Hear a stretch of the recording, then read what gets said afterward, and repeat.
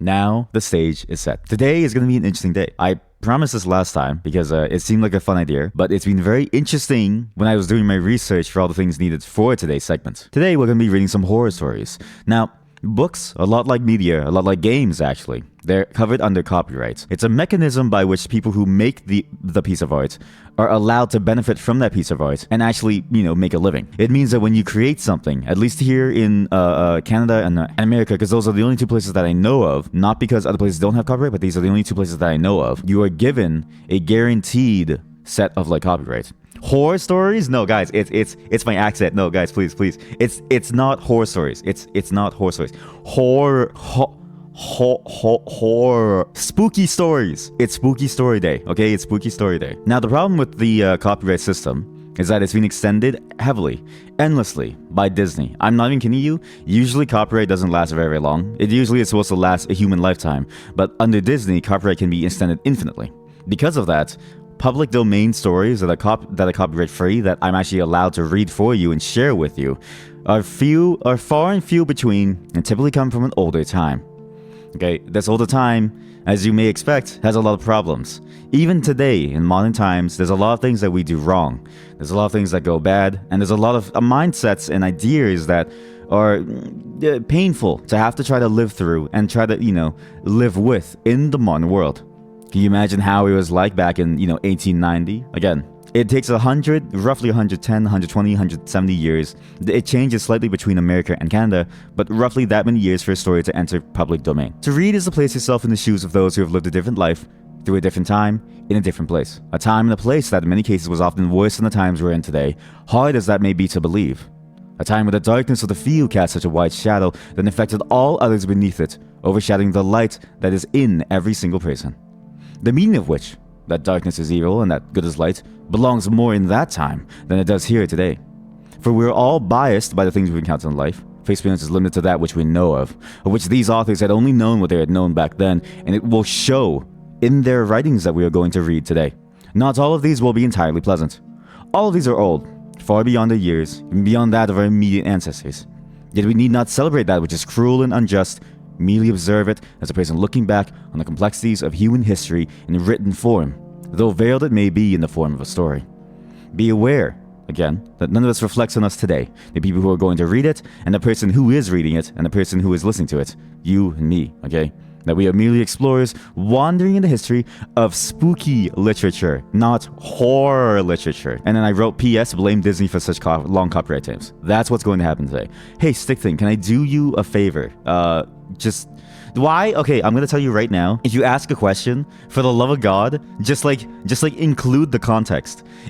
That's like saying, hey, can I ask you a question? It's like, no, you can't ask me a question. Just ask me the question so I know what it is. So yeah, try that message again, but include the context. This is how you write a good message in an email, so that people know what you're trying to ask without having to wait for you to respond for the second follow-up.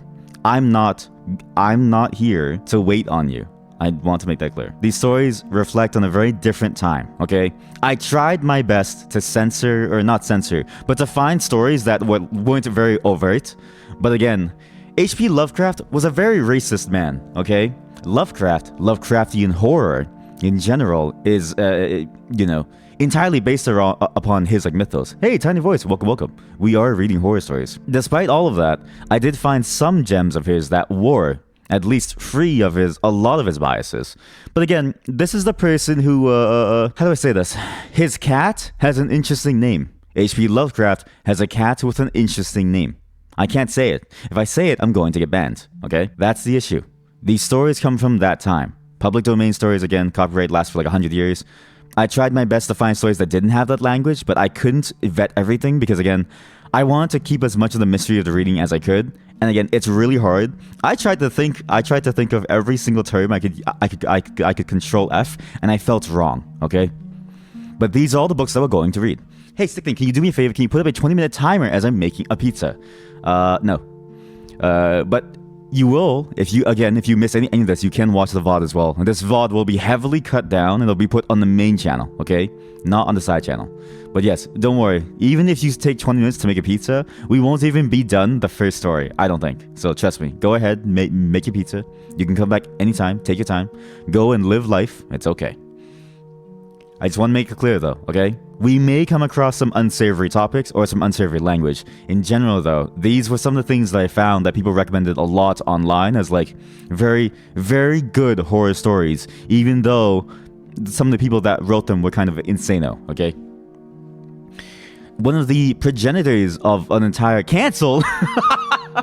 Oh no, I knew this day would come. One of the, so not based on a true story. I don't know how to say this very well. They're not, like, they're horror stories, right? And, like, obviously, vampires are not true, right? But when H.P. Lovecraft writes about being afraid of, like, some dark presence coming into his place of, like, Innsmouth, he's not just saying, like, an evil alien monster. When he means dark presence, he literally means people who have a darker skin complexion. Like, it's not really veiled, right? So it's like not based on a true story, but their lives have influenced their writing a lot. Their lives have influenced their writing a lot. Again, I'm avoiding the shadow over Innsmouth for that very reason. Even though I've heard countless times that is a classic that you should read. There are newer authors inside the Lovecraftian universe who have done a much better job of retelling these stories and actually taking out the problematic elements and tackling it head on. For instance, the Ballad of Black Tom by, I forget who wrote it, but they basically tackle the racial issues in Shadow of Innsmouth very directly while still keeping it very Lovecraftian horror. It's really, really good, okay? Like, really, really good. But again, this is what we're dealing with. I tried my best to like sanitize and clean this and make sure it's safe. These are the ones that I found that were absolutely, or at least mostly safe. But again, if you see anything, it does not reflect on any of us.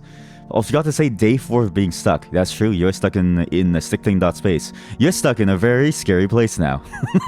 And you can't leave. And yep, that's exactly what it is. Again, you have to understand, like, look up Lovecraft's cat name. That dude was racist as fuck. Like, there is no mistaking it. That guy was racist.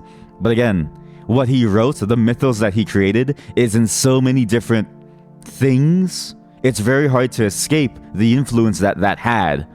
And it's very hard to try and detach it from the person that he was without the newer authors and the newer creators taking a lot of liberty within the mythos. But because of copyright, I'm not allowed to read those newer things that are a lot better. Like, a lot better. I'm not allowed to because of copyright. So we have to go back and we have to read the original stuff. You just looked at this cat's name. I was right. I know.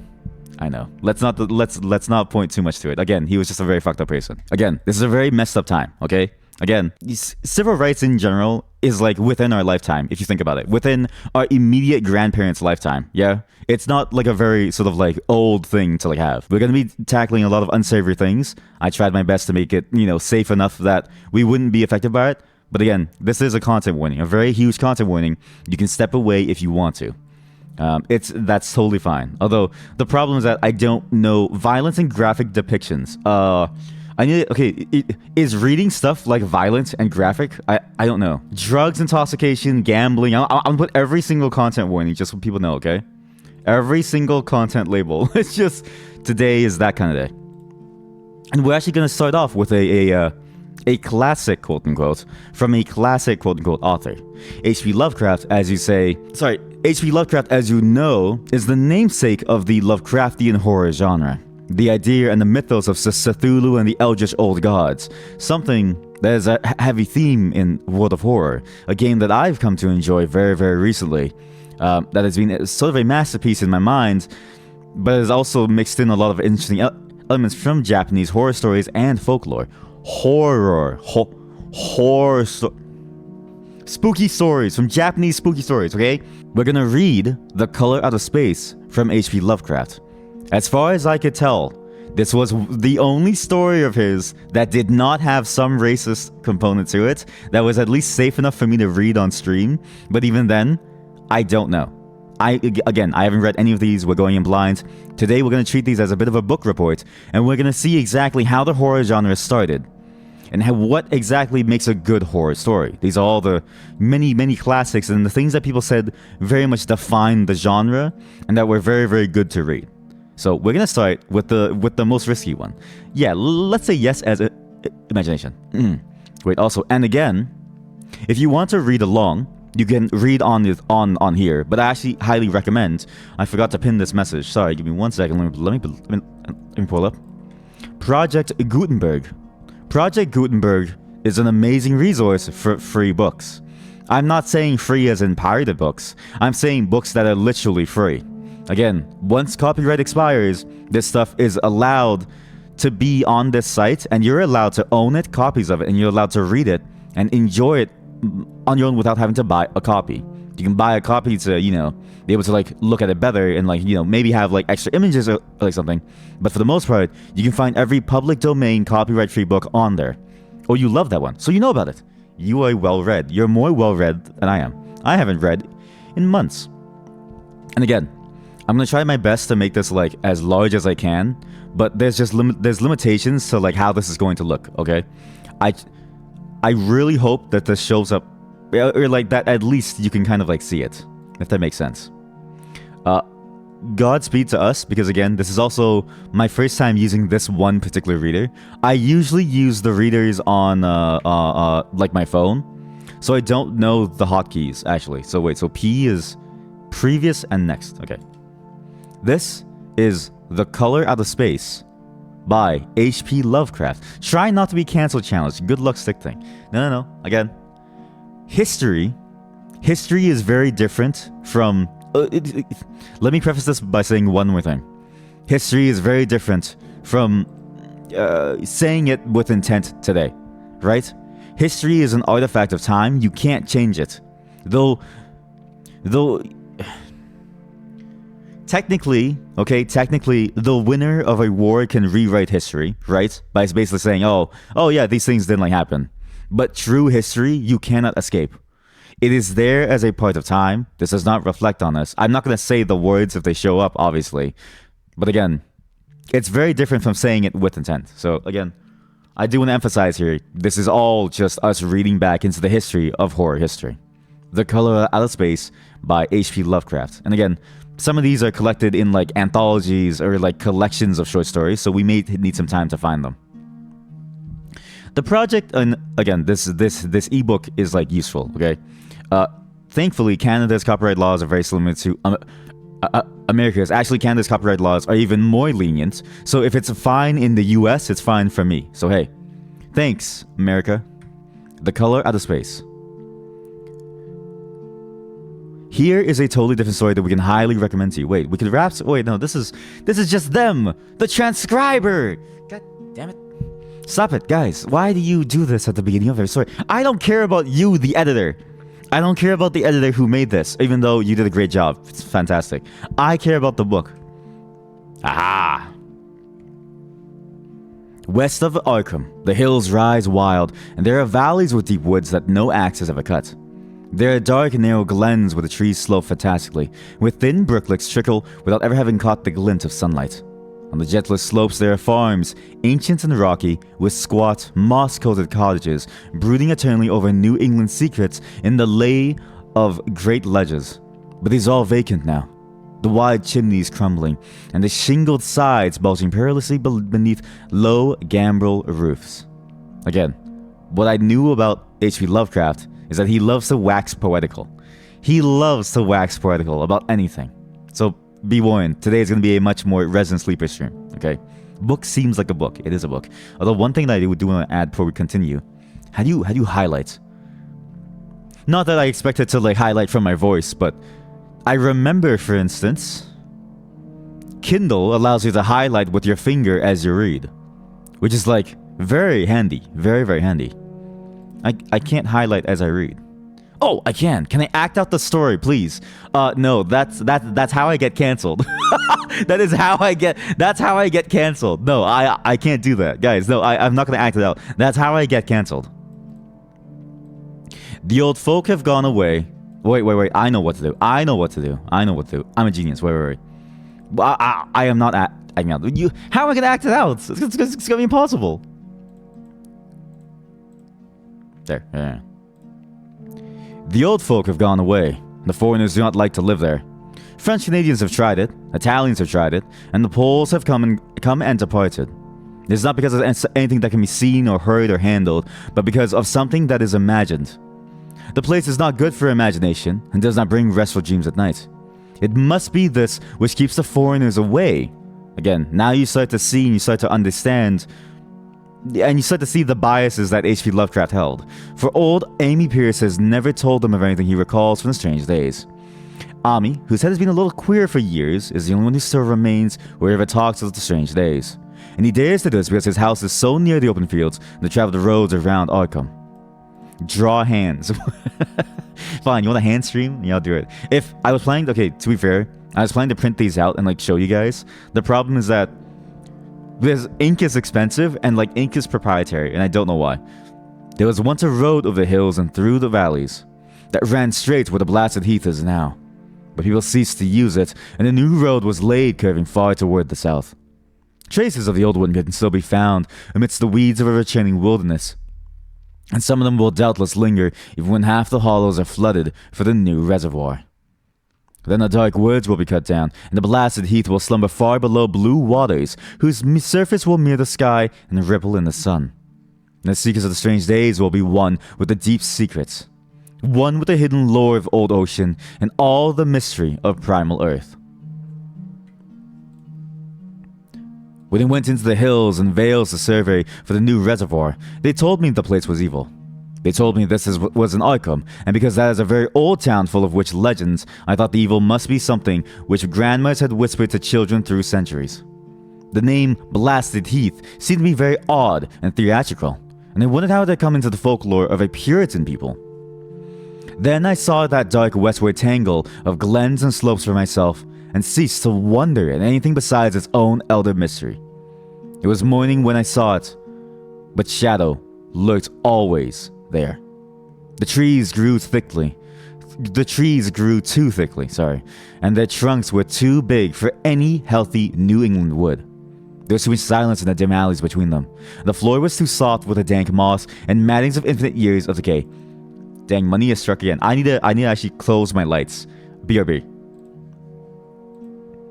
The open spaces, mostly along the line of the old road, they were little hillside farms, sometimes with all the buildings standing, sometimes with only one or two, and sometimes with only a lone chimney or a fast-filling cellar.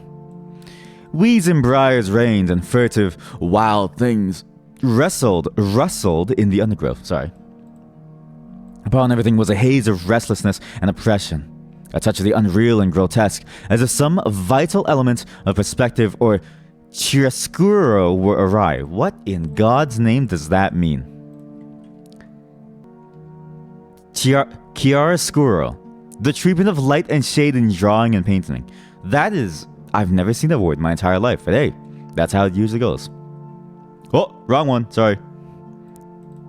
I did wonder that the foreigners would not stay, for this was no region to sleep in.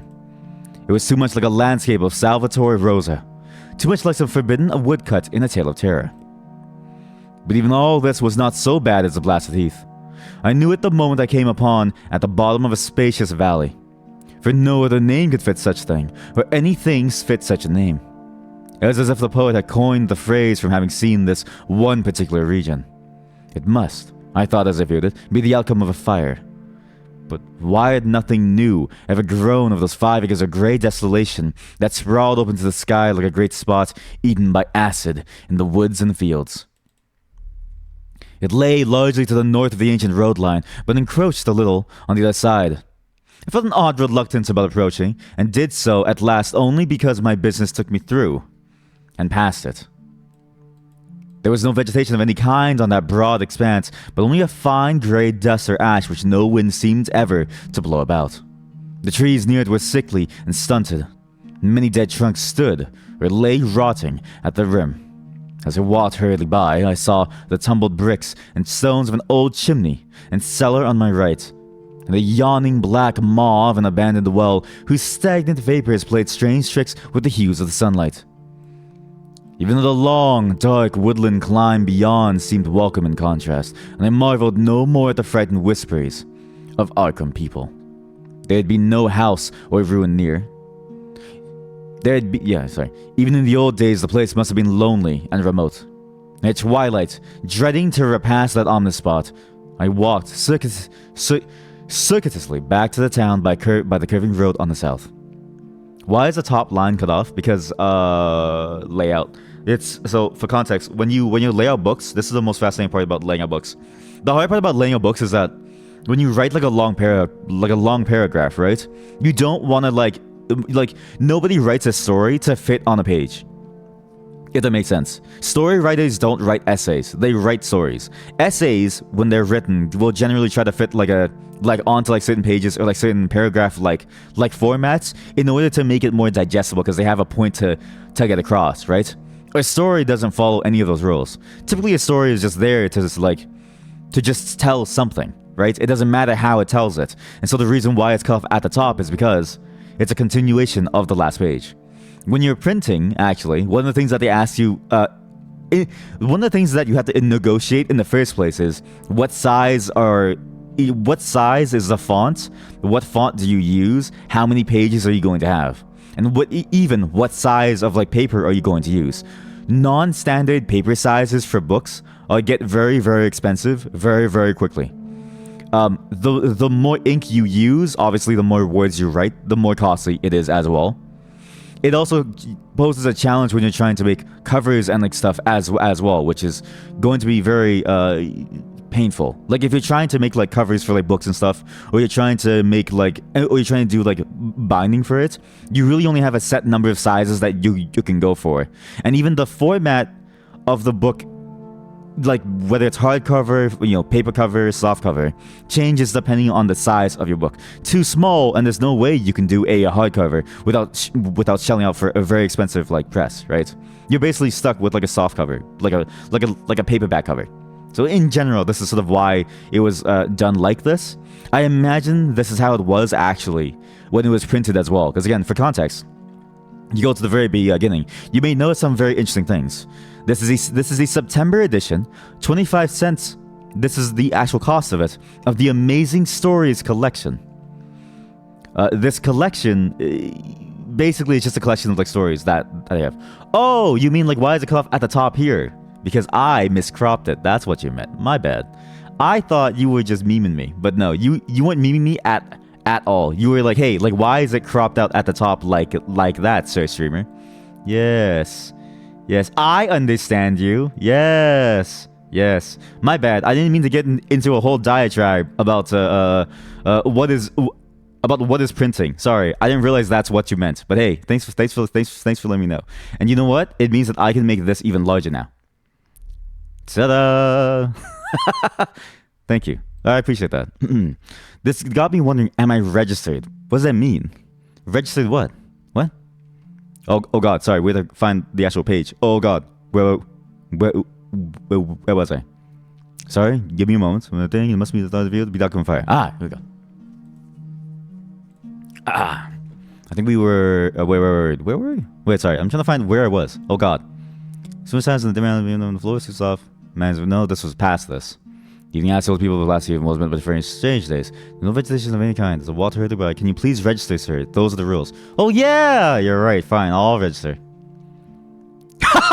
Okay, sorry guys, I can't stream anymore. I've been sent to the mines. I simply can't stream anymore. So who wants some iron? Do you want some iron? I've been sent to the mines. Sorry, do you want some iron? Dig. Yes, I will dig. I can't believe I was sent to my own mines. I can't believe it betrayed me. Also, give me more to find where we are. Okay, found it, I think. We'll have to reread a tiny bit. As I walked hurriedly by, I saw tumbled bricks and stones of an old chimney and cellar on my right, and the yawning black maw of an abandoned well whose stagnant vapors... Wait, no, I stopped reading here, right? Sorry. There was no vegetation of any kind on that broad expanse, but only a fine, grey dust, or ash, which no wind seemed ever to blow about. The trees near it were sickly and stunted, and many dead trunks stood or lay rotting at the rim. As I walked hurriedly by, I saw the tumbled bricks and stones of an old chimney and cellar on my right, and the yawning black maw of an abandoned well whose stagnant vapors played strange tricks with the hues of the sunlight. Even the long, dark woodland climb beyond seemed welcome in contrast, and I marveled no more at the frightened whispers of Arkham people. There had been no house or a ruin near. Even in the old days, the place must have been lonely and remote. At twilight, dreading to repass it on the spot, I walked circuitously back to town by the curving road on the south. I vaguely wished some clouds would gather, for an odd timidity about the deep sky voids above. Sorry, that was such a weird sentence. What? For an odd timidity about the deep sky voids above had crept into my soul. If you want, you can unregister. Okay, fine. I'll fall for the joke that I always make you guys go through. Fine. Look, wow, you can't. It is never not funny. It is never not funny when someone registers and they get the human urinal experiment, and then I have to tell them to like unregister every single time. It's never not funny. But hey, now there's two of us in the mines. I am a leader. I lead from the front. In this case, from below, okay? I lead from below. I get the iron. You guys make the weapons. And then we have a Minecraft village. I'm the villager. In the evening, I asked old people in Arkham about the blasted heath. It was meant by that phrase, strange days, which so many evasively muttered. They could not, however, get any good answers, except that all the mystery was much more recent than I had dreamed. It was not a matter of old legendary at all, but something within the lifetime of those who spoke. It had happened in the 80s, and a family had disappeared or was killed. Speakers would not be exact, and because they all told me to pay no attention to old army priest's crazy tales, I sought him out the next morning, having heard that he lived alone in the ancient tottering cottage where the trees first begin to get very thick. It was a fearsomely ancient place, and had begun to exude the faint miasmal odor which clings about houses that have stood too long. Only with persistent knocking could I rouse the aged man, and when he shuffled timidly to the door, I could tell he was not glad to see me. He was not so feeble as I had expected, but his eyes drooped in a curious way, and his unkempt clothing and white beard made him seem very worn and dismal. Not knowing just how he could best be launched in his tales, I feigned a matter of business. I told him of my surveying and... Sorry, I pressed the wrong hotkey. Asked vague questions about the district. Why did I say the district? Why do I keep doing that? I keep doing that. I've been hearing that in my recordings. I keep doing that. Asked vague questions about the district. Why do I say district? Why do I say the? Like the? What? He was far brighter and more educated than I had been led to think. Before I knew it, had grasped quite as much of the subject as any man I had talked with in Arkham. He was not like other rustics I had known in the sections where reservoirs were to be. From him there were no protests at the miles of the old wood and farmland to be blotted out, though perhaps there would have been, had not his home lain outside the bounds of the feature lake. Relief was all that he showed. Relief at the doom of the dark ancient valleys, through which he had roamed all his life. Sorry. God. Audiobook readers, they're on a whole different level. I bet those guys don't even breathe. I bet they have like oxygen piped directly to their lungs. They were better underwater now. Better underwater since the strange days. And with this opening, his husky voice sank low, while his body leaned forward and his right forefinger began to point shakily and impressively. It was then that I heard the story. As the rambling voice scraped and whispered on, I shivered again and again, despite the summer day. Often I had to recall the speaker from ramblings, piece out scientific points which he knew only by a fading parrot memory of Professor's talk, or bridge over gaps where a sense of logic and continuity broke down. When he was done, I did not wonder that his mind had snapped a trifle, and that the folk of Arkham would not speak much of the blasted heath. I hurried back before sunset to my hotel, unwilling to have the stars come out above me in the open, and the next day returned to Boston to give up my position.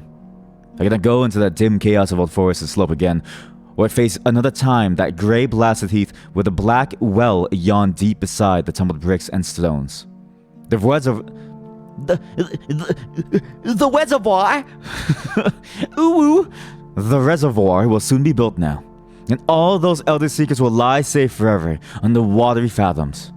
But even then, I do not believe that I would like to visit that country by night. At least not when the sinister stars are out. And nothing could bribe me to drink the new city water of Arkham. It all began, old Ami said, with the meteorite. Before that time, there'd been no wild legends at all since the witch trials. And even then, these western woods were not feared half so much as a small island in the Miskatonic, with a devil-held court beside the curious stone altar older than the Indians. These were not haunted woods, and their fantastic dust was never terrible till the strange days. Then there had come that white noontide cloud, that string of explosions in the air, and the pillar of smoke from the valley far in the wood. And by night, all Arkham had heard of the great rock that fell out of the sky and embedded itself in the ground beside the well at the Nahum Gardner place. That was the house which had stood where the blasted heath was to come. The trim, white Nahum Gardner house amidst its fertile gardens and orchards. How I said reservoir was the scariest part so far. Ooh! Nahum had come to town to tell people about the stone, and had dropped in at Ami Pierce's on the way. Ami was 40 then, and all the queer things were fixed very strongly in his mind. He and his wife had gone with the 3 professors from Miskatonic University, who hastened out the next morning to see the weird visitor from unknown stellar space, and wondered why Nahum had called it so large the day before. That's weird. It had shrunk, Nahum said as he pointed out the big brownish mound above the ripped earth and chart. Sorry, mound? God, I keep... It's because they use the word mound in like hentai. And so it's like it's like the space where like, you know, it's like on top of your vagina and shit. So like that word is cursed to me. I keep thinking about that. I keep thinking about that. Sorry, I couldn't hold back.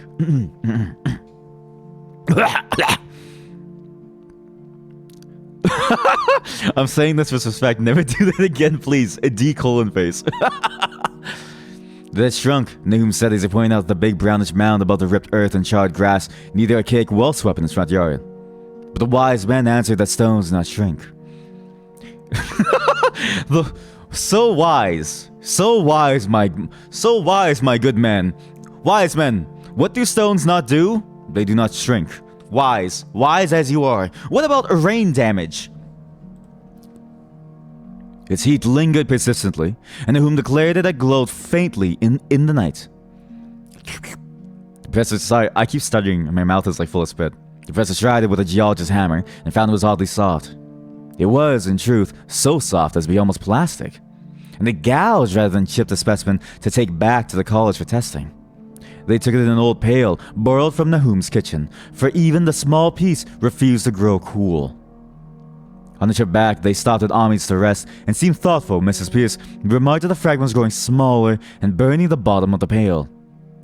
Truly, it was not large, but perhaps they had taken less than they thought.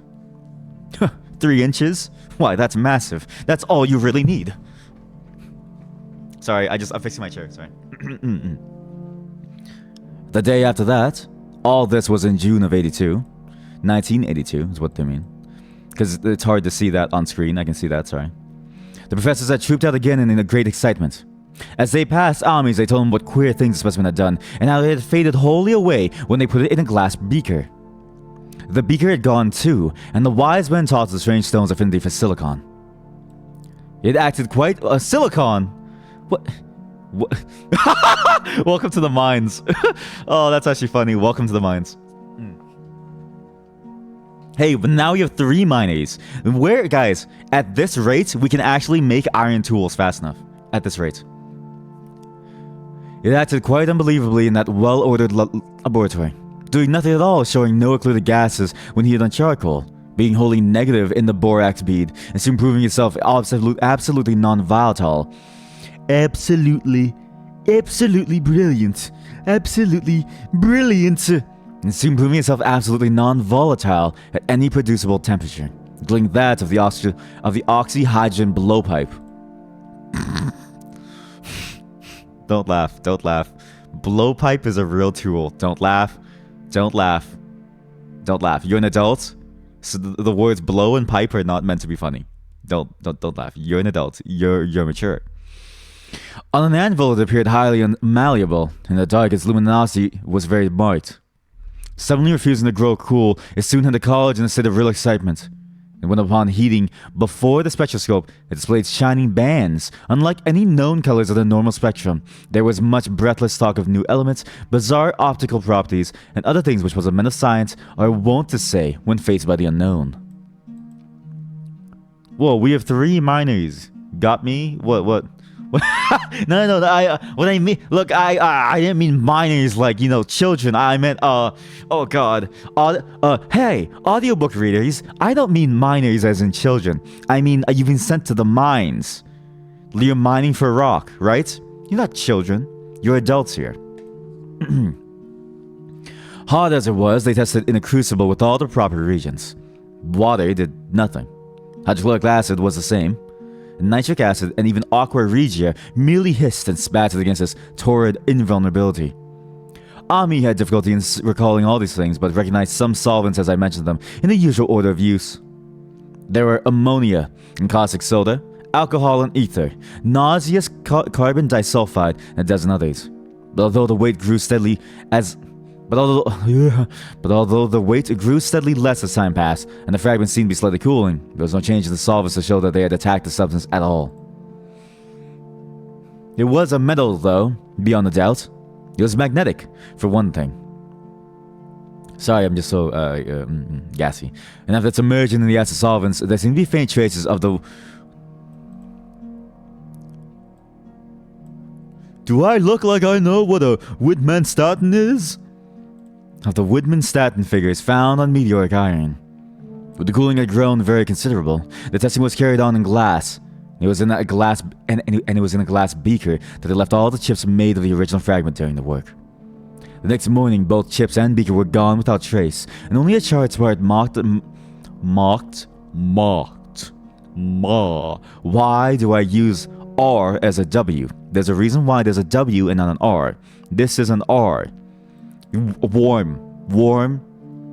It's a warm day, and the worms are out. It's a warm day, and the worms are out. Can you open the door?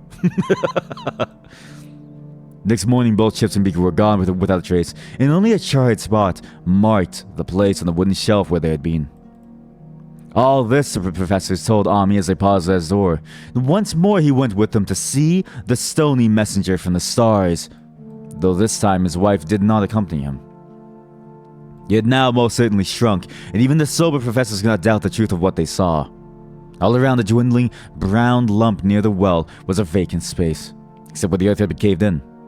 Whereas it had been a good 7 feet across the day before, it was now scarcely 5.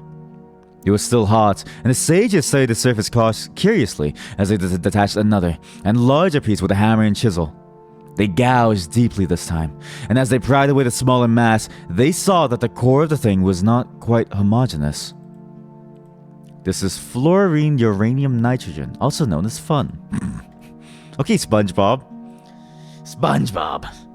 What's his voice again? SpongeBob. No, that's just Patrick. Fuck it. I can't do Mr. Plankton. They had uncovered what... They had uncovered what seemed to be on the side. I can't read. I can see the words in front of my eyes. They had uncovered what seemed to be on... They had uncovered what seemed to be the side of a large colored globule embedded in a substance. The color, which resembled some of the bands in the media's strange spectrum, was almost impossible to describe. It was only by analogy that they called it color at all. Its texture was glossy. Upon tapping it appeared to promise both brittleness and hollowness. One of the professors gave it a smart blow with a hammer, and it burst with a nervous little pop. Sorry. There's no way Lovecraft wrote that, and in his mind he was saying, pop. There's no way. There's absolutely no way. But I won't redo it. Nothing was emitted, and all the trace of the thing vanished with the puncturing. left behind this hollow spherical space about 3 inches across. That's pretty huge, and all thought it probable that others would be discovered as the enclosing substance wasted away. 3 inches is massive, my god. Dude, 3 inches? Like, that could fill you up, dude. Like, if you eat a 3-inch, like, Subway sandwich, that's too much. I feel like, you know what I mean? Like a foot long, way too much. Like, the words are going in one ear and out the other. I hope it's not the words about the Subway sandwich. You have no idea what happened so far. Okay, you want to recap? All right, let's do a live recap. The narrator, we don't know who, has gone to this place, and there's a heath. A heath is like it's like a plain, basically. Just like think of it as like an empty space. And he wanted to know what happened in this empty space. Why everyone seems to avoid it. Why there's all these rumors and like legends about something scary. Then he found someone. He heard from the villagers inside the town of Arkham that there was one person who would know, who was there, who knew about what happened. And so he went to find them. Ami recalled the entire story and said, "Yes, I know exactly what happened here."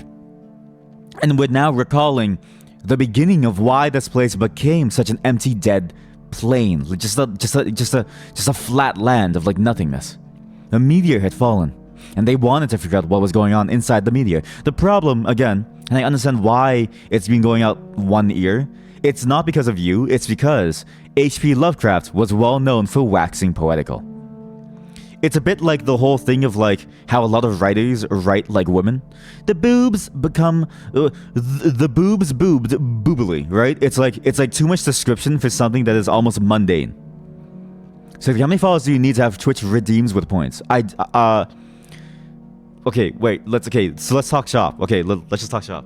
To be an affiliate, I need 50 followers and at least 3 average viewers. I'm at 1.78 average viewers. I don't know how that works. One of you has been cut into 3 quarters. One of you has been cut into 3 quarters. Thank you for your sacrifice for this channel.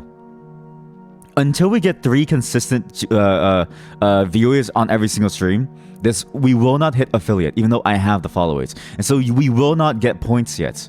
But when I do get points, it'll be a lot of fun. When can you make us watch ads? Hey, you know what? You get to watch ads now. But I don't get any money from it. I don't even get to control when you see ads. I hope that I do get ad control soon, because I can time it with certain breaks that I have anyways. So it's nicer for you in terms of like a watching experience, so that you don't have to like be like pulled away. Can I act this out? I'm having trouble understanding. How do you want me? Where am I gonna find a meteor? Where am I gonna find a beaker breaker? Time with the most epic and exciting moments. Oh my god, guys, we're about to FanDuel. The best sports betting site known to humanity. Come, bet today. Wow, that was a crazy moment, guys. I'm so glad you were all here for that moment. Oh, guys. Oh my god, check it out. NordVPN. What? Do you care about your privacy? Do you want people not to know about you? Then call now for NordVPN. Yeah, you're a psychopath. You're a psychopath. Anyways, that's what's happening. We're trying to figure out what the meteor is doing, and we're learning more about how weird the meteor is. It's not what it seems like. Sorry, I hit the mic. It's not what it seems like. I hit the mic. Conjecture was vain. So after a futile attempt to find additional globules by drilling, the seekers left again with a new specimen, which proved, however, as baffling in the laboratory as its predecessor. Is it laboratory, or is it laboratory? I burped, sorry. Aside from being almost plastic, having heat, magnetism, and slight luminosity, cooling slightly powerful fast, possessing an unknown spectrum, wasting away in air and attacking silicon compounds with mutual destruction as a result, it presented no identifying features whatsoever. Now, at the end of the test, the college scientists were forced to own that they could not place it. It was nothing on this earth, but a piece of the great outside, and such endowed with outside properties and obedient to outside laws. That night, there was a thunderstorm. When the professors went out to Nahum's the next day, they met with a bit of disappointment. The stone, magnetic as it had been, must have had some peculiar electrical property, for it had drawn the lightning, as Nahum said, with a singular persistence. 6 times within an hour, the farmer saw the lightning strike the furrow in the front yard. And when the storm was over, nothing remained but a ragged pit by the ancient well sweep, half chopped with caved-in earth. Digging had borne no fruit. The scientists verified the fact of the other vanishment. The failure was total, so that nothing was left to do but go back to the laboratory and test again the disappearing fragment left carefully cased in lead. That fragment lasted a week, but in which nothing of value had been learned of it. When it had gone, no residue was left behind, and in time the professors felt scarcely sure they had indeed seen with waking eyes the cryptic visage of the fathomless gulfs outside. That lone, weird message from other universes and other realms of matter, force, and entity. As was natural, the Arkham papers made much of the incident with its collegiate sponsoring and sent reporters to talk with Nahum Gardner and his family. At least one Boston daily also sent a scribe, and Nahum quickly became a kind of local celebrity. He was a lean, genial person of about 50, living with his wife and 3 sons on the Pleasant farmstead in the valley. He and Ami exchanged visits frequently, as did their wives, and Ami had nothing but praise for him after all these years. He seemed slightly proud of the notice his place had attracted, and talked often in the meteorite in the succeeding weeks. That July and August were hot, and Nahum worked hard at his haying in the 10-acre pasture across Chapman's Brook. His rattling wain wearing deep ruts in the shadowy lanes between. The labor tired him more than it had in other years, and he felt that age was beginning to tell on him. Then your pizza is done. Let's go, pizza. I miss pizza. Same TBH. Thank you. Thank you for having solidarity with my gassiness. I don't know why I'm so gassy all the time. And you know what's funny? I'm more gassy now that I've started streaming. The talking invites gas to be made. I am an alcoholic metabolic chamber. Then fell the time of fruit and harvest. The pears and apples slowly ripened, and Nahum vowed that his orchards were prospering as never before. That's weird. The fruit was growing to phenomenal size. An unwanted gloss, and such a... I hate my keyboard so much. The fruit was growing to phenomenal size and unwanted gloss, and in such abundance that extra barrels were ordered to handle the future crop. But with the ripening came sore disappointment. For of all that was gorgeous,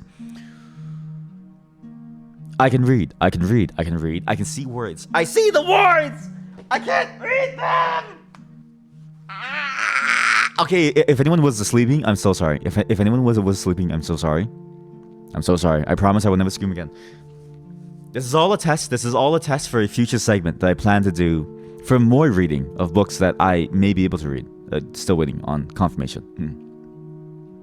But with the writing came sore disappointment, for of all that gorgeous array of specious lusciousness, not one single jot was fit to eat. Into the fine flavor of the pears and apples had crept a stealthy bitterness and sickishness, so that even the smallest of bites induced a lasting disgust. It is the same with the melons and tomatoes, and whom sadly saw that his entire crop was lost. You promised me that weeks ago. You never delivered. No. I forgot to send you the message that I changed the timeline.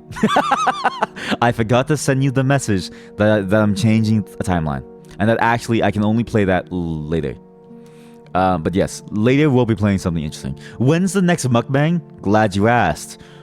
Sometime after October. I have everything set up for it. We're gonna make my favorite dish. We're gonna make 2 of my favorite dishes, okay? I'm gonna teach you some cool recipes that are gonna make some delicious foods, okay? And we're gonna use a torch, like an actual honest to goodness like flame torch. It's gonna be fun. Now where was I? I got distracted. Sorry. Yes, food. You asked me that last time. Everybody. Why do we all collectively share?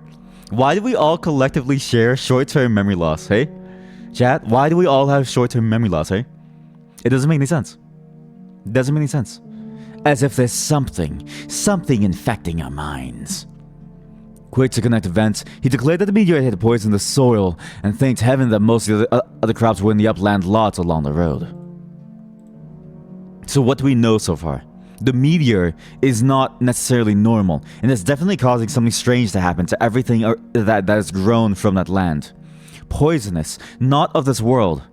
And obviously not scientific either, because they couldn't even understand it. Something strange. And even the shape of it, that weird hollow, that 3-inch hollow, 3 inches massive, by the way, absolutely insanely massive. There's something wrong with it. Winter came early and was very cold. And Ami saw Nahum. Oh my god, I'm so sorry. The bottom of the thing was also cut off. Wait, let me cook. There we go. My bad. I didn't realize you were all seeing the bottom get cut off too. Sorry. Winter came early and was very cold. Ami saw Nahum was less often than usual and observed that he had begun to look worried. The rest of his family too seemed to have grown taciturn and were far from studying their church going or their attendance at the various social events of the countryside. For this reserve or melancholy no cause could be found, though all the household confessed now and then to poorer health and a feeling of vague disquiet. Nahum himself gave the most definite statement of anyone when he said he was disturbed about certain footprints in the snow. They were the usual winter prints of red squirrels, white rabbits and foxes, but the brooding farmer professed to see something not quite right about their nature and arrangement. He was never specific, but appeared to think that they were not as characteristic of the anatomy and habits of squirrels and rabbits and foxes as they ought to be. Something is going very wrong here. You didn't want another printing lesson. Listen, look, but we all learned something, right? We all learned something. Chat, look, chat, I will never yell. Chat, chat, I treat you nicely, right? I don't yell at you, right? You're free to say whatever you want. Whether or not you get banned is a coincidence.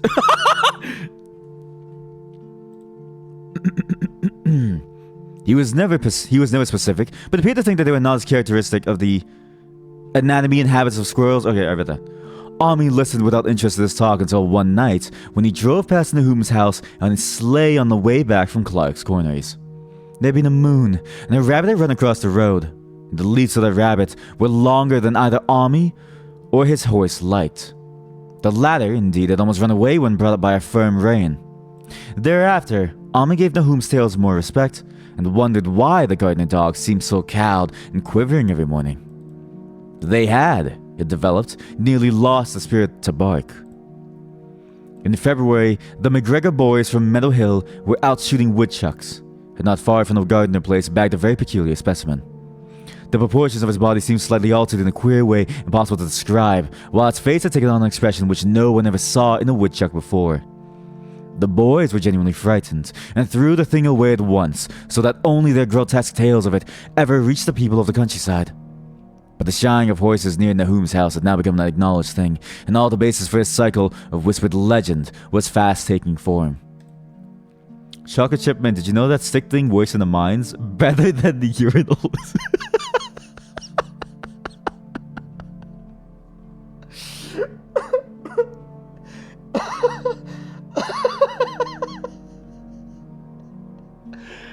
Oh god.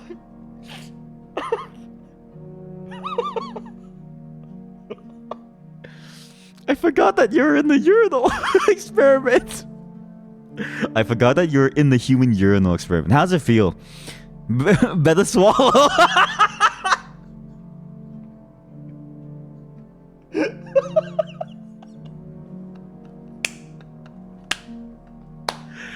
Oh man, you know what's funny? I'm laughing at my own joke because I'm the one who wrote that. I'm the one who wrote that. You could always register. Oh god, he's been through this. Stop, guys, please. He's been through this too many times. Chocolate Chip Mint has been through this one too many times.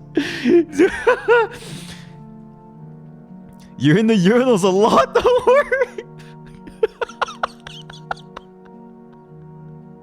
Okay, VOD viewers, you must be like, what the fuck is going on? Hey, if you join my chat, you can type !register and you may have a chance to join me in the mines, or you may be unfortunate and join Chocolate Chip Mint with no spaces. That's a username. Chocolate Chip Mint as a human urinal.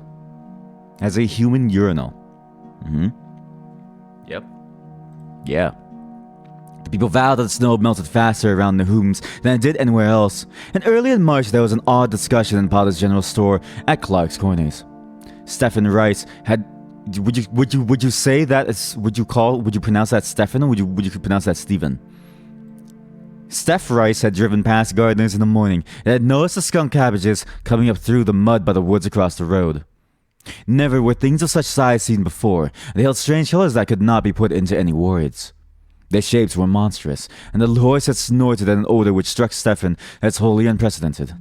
That afternoon, several persons drove past to see the abnormal growth, and all agreed that plants of that kind ought never to sprout in a healthy world. The bad fruit of the fall before was freely mentioned.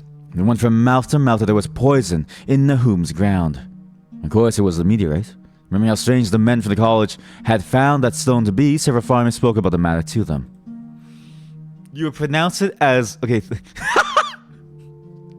I was about to read it as whatever I thought it was. But yes, I forgot that you guys can't pronounce it for me.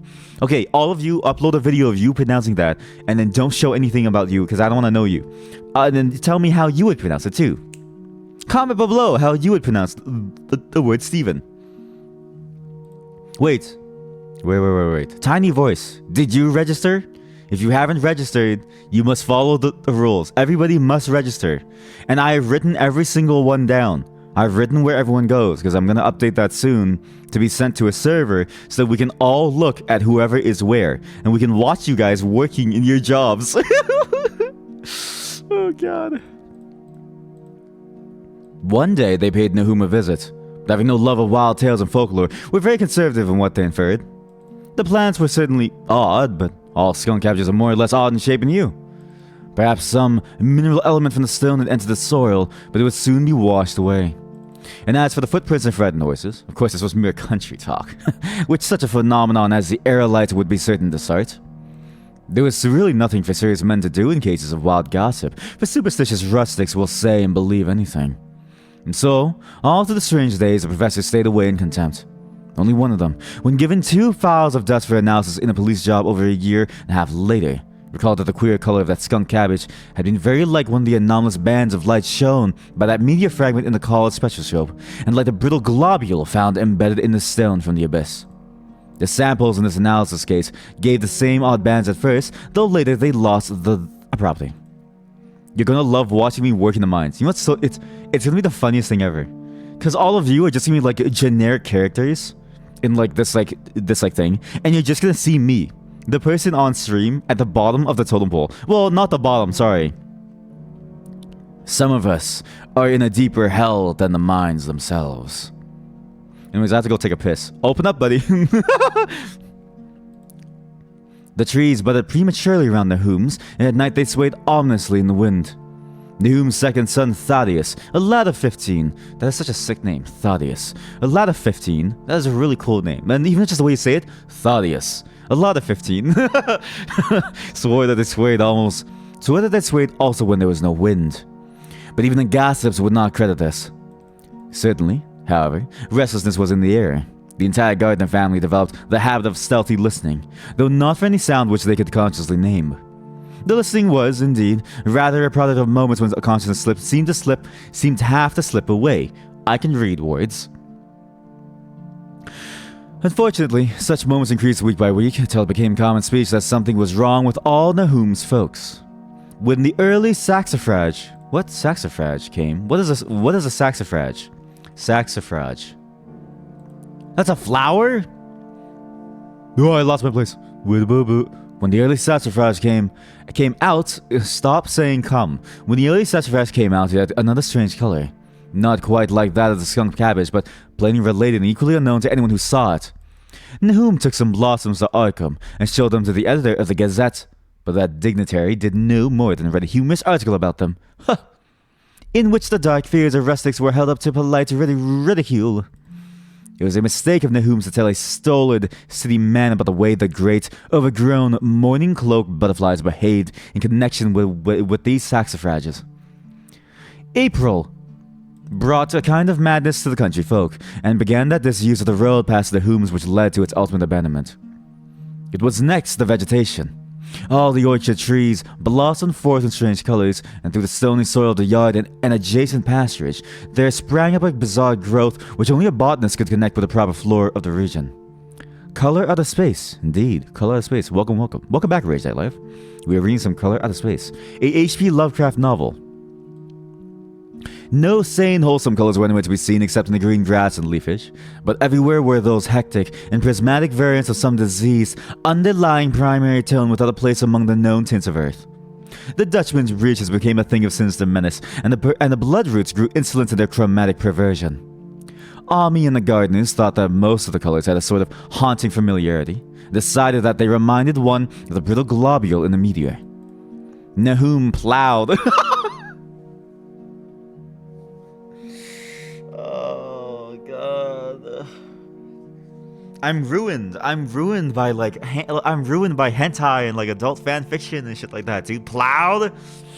I'm gonna plow your mom!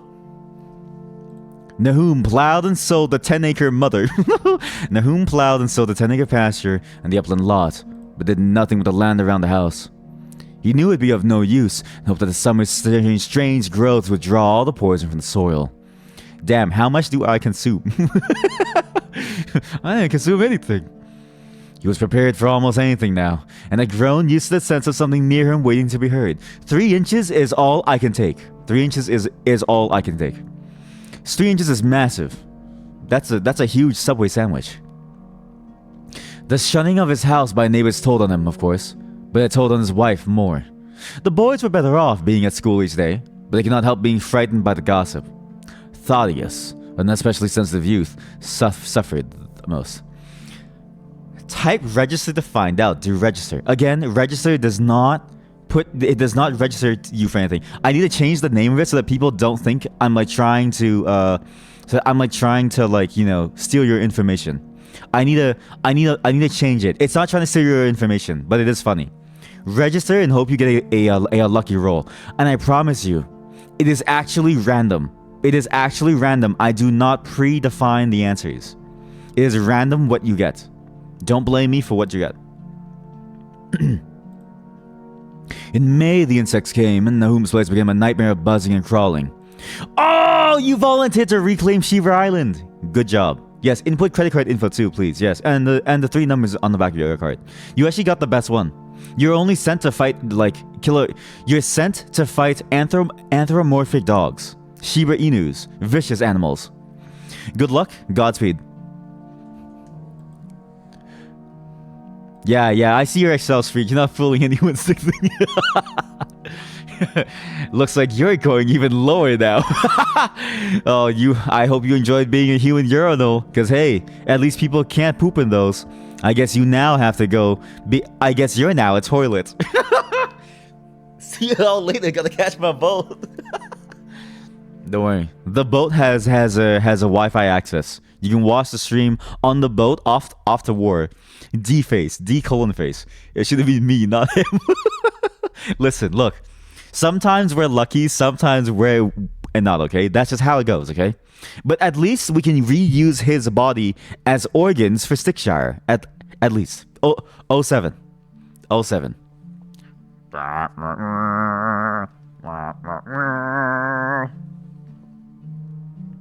In May, the insects came, and Nahum's place became a nightmare of buzzing and crawling. Most of the creatures seemed not quite usual in their aspects and motions, and their nocturnal habits contradicted all former experience. The gardeners took to watching at night, watching in all directions at random for something they could not tell what. It was then that they all owned that Thaddeus had been right about the trees. Sorry, I'm so gassy. Mrs. Gardner was the next to see it from the window as she watched the swollen boughs of a maple against a moonlit sky. Why did I? I'm so gassy. I'm sorry. Just give me a moment. Calm down. Breathe. There are 8 stories today. I don't even know how we're gonna get through even like one. It's been 1 hour. The boughs surely moved, and there was no wind. It must be the sap. Strange as I come into everything growing now, it was none of Nahum's family at all who made the next discovery. Familiarity had dulled them. What they could not see was glimpsed by a timid, windmill salesman from Bolton, who drove by one night in ignorance of the country legends. I'm sorry, I'm starting to laugh because of when I gave the lecture on how printers work. I'm so fucking stupid. I'm so fucking stupid.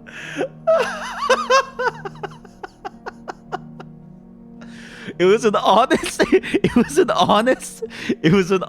question of why is the top cut off. And then I just started lecturing when I didn't even notice the top is cut off.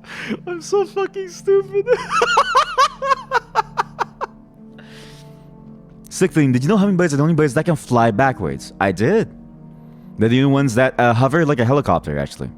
And most birds can only like fly and like glide. Hummingbirds are the only ones that can actually hover like a helicopter. Therefore, if we can scientifically engineer hummingbirds to be giant animals, like the size of like say a whale, we can pilot them as war machines. Sick thing, did you know birds aren't real? That's true. Hummingbirds aren't real. They're just helicopters. They're tiny government helicopters. Every hummingbird that you see is a tiny government helicopter sent to spy on you and your family. Next time you see one, be sure to slap it. They're all robots. Don't do that. They're poor animals. Don't hurt the animals. Or are they? Just put like, I don't know, just like I don't know, just like put up a mirror. No, okay, don't put up a mirror. Just like, I don't know, just like put your hand on your face and like run away. What he told in Arkham was given a short paragraph in the Gazette, and it was there that all the farmers, Nahum included, saw it first. The night had been dark, and the buggy lamps faint, but around the farm in the valley, which everyone knew from the accounts must be Nahum's, the darkness had been less thick. A dim, though distinct luminosity seemed to adhere in all the vegetation, grass, leaves, and blossoms alike, while at one moment a detached piece of the phosphorescence appeared to stir furtively in the yard near the barn. The grass had so far seemed untouched, and the cows were freely pastured in a lot near the house. But toward the end of May, the milk began to be bad. Not the milk! Then Nahum had the cows driven to the uplands, after which the trouble ceased. Not long after this, a change in grass and leaves became apparent to the eye. All the verdure was growing gray. Going gray, but growing gray is fine too, and was developing a highly singular quality of brittleness. Ami was now the only person who ever visited the place, and its visits were becoming fewer and fewer. With the school closed, the gardeners were virtually cut off from the world, and sometimes let Ami do their errands in town. They were failing curiously, both physically and mentally, and no one was surprised when the news of Miss Gardner's madness stole around. Chocolate chip, did you know that petting birds trains them on? Facts. Not our mega milk. Facts. Not our mega milk. It happened in June, about the anniversary of the meteor's fall, and the poor woman screamed about things in the air which she could not describe. In her raving, there was not a single specific noun, but only verbs and pronouns. Sorry, I minimized her accent. Things moved and changed and fluttered, and ears tingled to impulses which were not wholly sounds. Something was taken away. She was being drained of something. Don't laugh. Don't laugh. Don't laugh. Drain my balls, bitch. Something was taken away. She was being drained of something. Something was fastening itself onto her. Stop. Drain my balls. Something was taken away. She was being drained of something. Something was fastening itself on her that ought not to be. Someone must make it keep off. Nothing was ever still in the night. The walls and the windows shifted.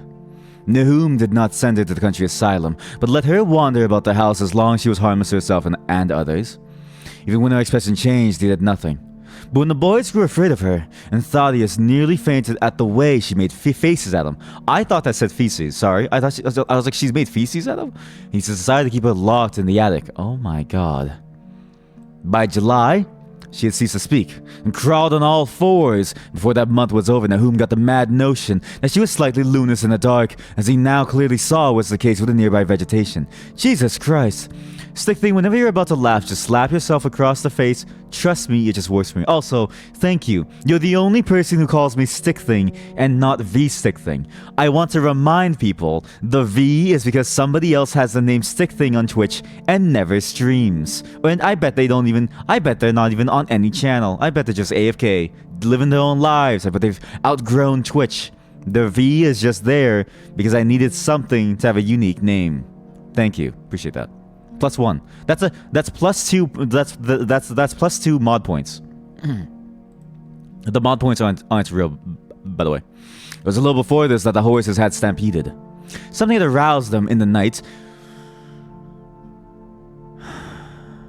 And the neighing and kicking in the stalls had been terrible. There seemed virtually nothing to do to calm them. When Nahum opened the stable door, they all bolted out like frightened woodland deer. It took a week to track all four. It took a week to track all four, and when found, they would seem to be quite useless and unmanageable. Something had snapped in their brains. Each one had to be shot for its own good.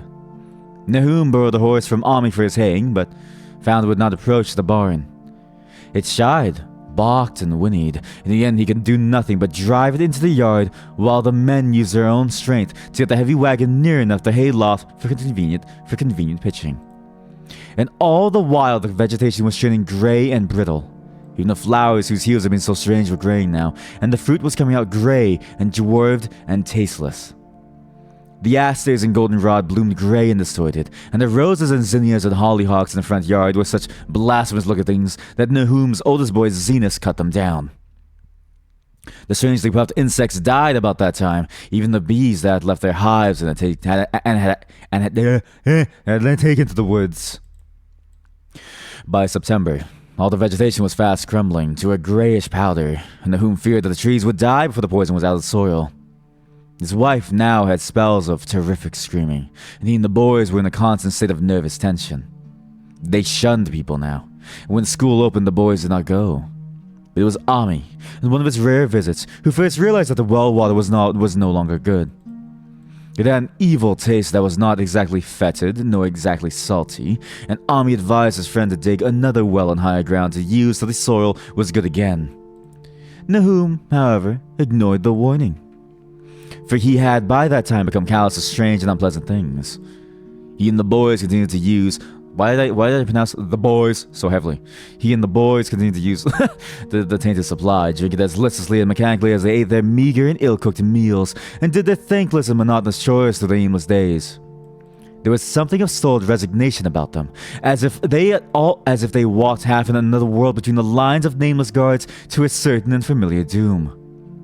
Thaddeus went mad in September after a visit to the well.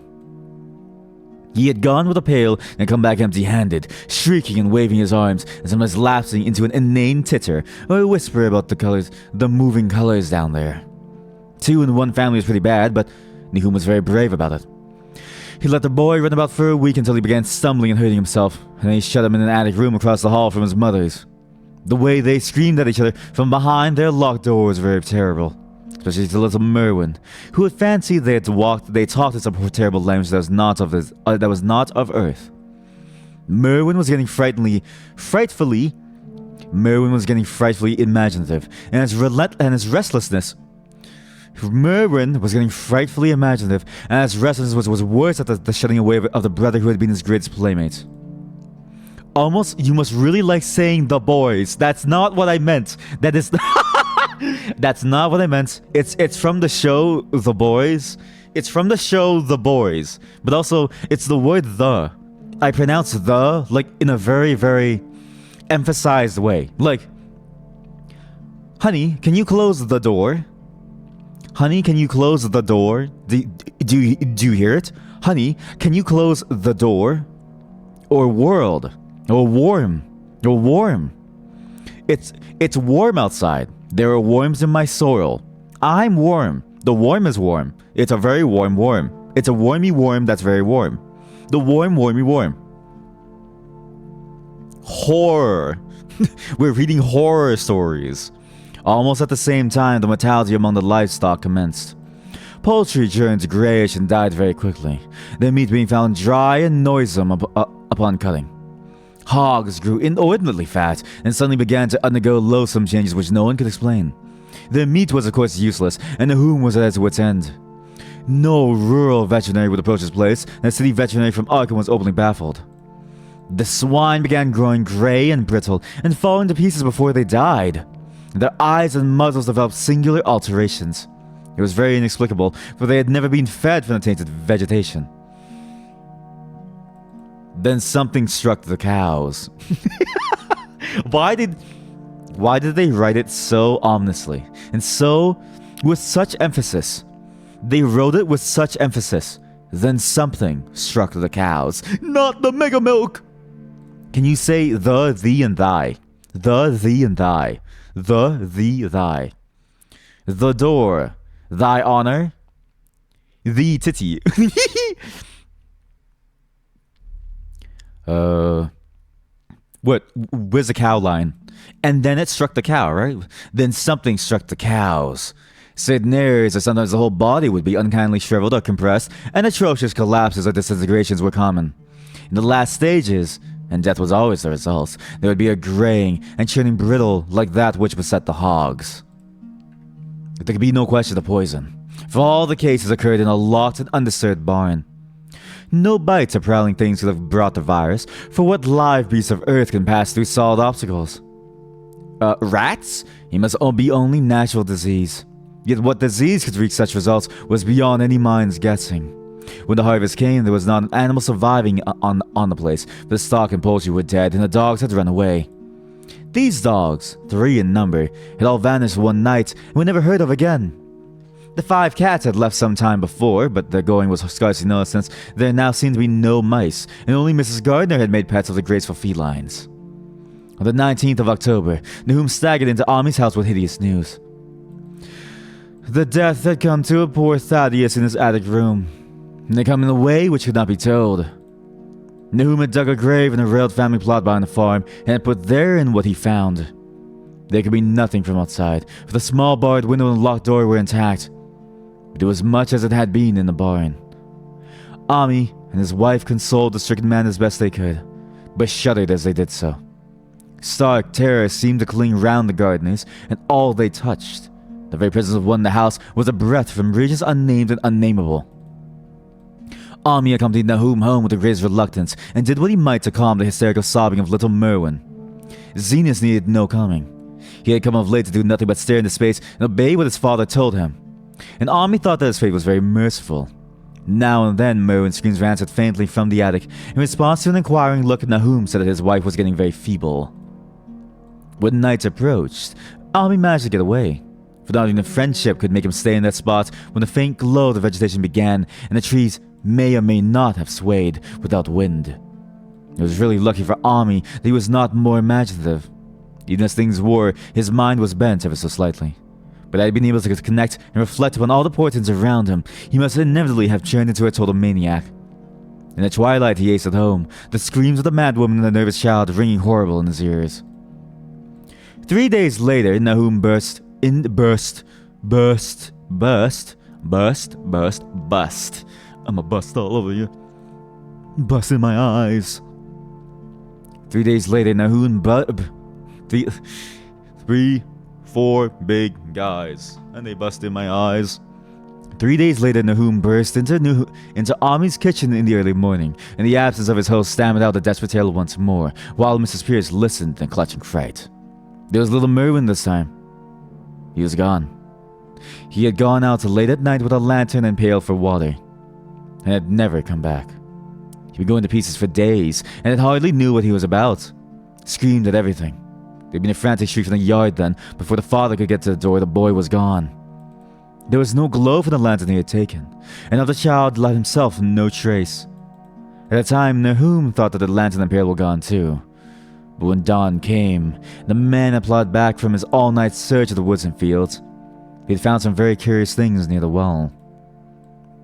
There was a crushed and apparently somewhat melted mass of iron, which had certainly been the lantern. While a bent pail and twisted iron hoops beside it, both half fused, seemed to hint at the remnants of the pail. That was all. Nahum was past imagining. Mrs. Pierce was blank, and Ami, when he reached home and heard the tale, could give no guess. Merwin was gone. There would be no use in telling people around, who shunned all gardeners now. No use either in telling the city people at Arkham, who laughed at everything. Thad was gone, and now Merwin was gone. Something was creeping and creeping and waiting to be seen and heard. Nahum would go soon, and he wanted Ami to look after his wife and Zenas if they survived him. It must all be a judgment of some sort, though he could not fancy what for, since he had always walked uprightly in the Lord's way so far as he knew. For over 2 weeks, Ami saw nothing of Nahum. And then, worried about what might have happened, he overcame his fears. and then, worried about what might have happened, he overcame his fears and paid the gardener place a visit. There was no smoke from the great chimney, and for a moment the visitor was apprehensive of the worst. The aspect of the whole farm was shocking. Grayish withered grass and leaves on the ground, vines falling in brittle wreckage from archaic walls and gables, and great bare trees clawing up at the grey November sky with a steady malevolence which Ami could not but feel had come from some subtle change in the tilt of the branches. But Nahum was alive after all. He was weak, and lying on the couch in the low-ceiled kitchen, but perfectly conscious and able to give sample orders to Zenas. The room was deadly cold, and as Ami visibly shivered, the host shouted huskily to Zenas for more wood. Wood, indeed, was sorely needed, since the cabinet's fireplace was unlit and empty, with a cloud of soot blowing about in the chill wind that came down the chimney. Presently, Nahum asked him if the extra wood had made him any more comfortable, and then Ami saw what had happened. The stoutest cord had broken at last, and the hapless farmer's mind was proof against more sorrow. Questioning, tactfully, Ami could get no clear data at all about the missing Zenas. "In the well. He lives in the well," was all that the clouded father would say. Then there flashed across the visitor's mind a sudden thought of the mad wife, and he changed his line of inquiry. "Nabby. Why, here she is," was the surprised response of poor Nahum. Oh, oops, wrong voice. "Nabby? Why, here she is," was the surprised response of poor Nahum, and Ami soon saw that he must search for himself. Leaving the harmless babbler on the couch, he took the keys from the nail beside the door and climbed the creaking stairs to the attic. It was very close and noisome up there, and no sound could be heard from any direction. Of the 4 doors in sight, only one was locked, and on this he tried various keys on the ring he had taken. The 3rd key proved the right one, and after some fumbling, Ami threw open the low, white door. This is getting very strange. Like, the story has started to take like a very heavy turn into like, what the hell is going on? What was in that meteor? What fell from the dark expanse of space? What creature has joined us? Can I say stick thing in the mines? Stick thing in the mines.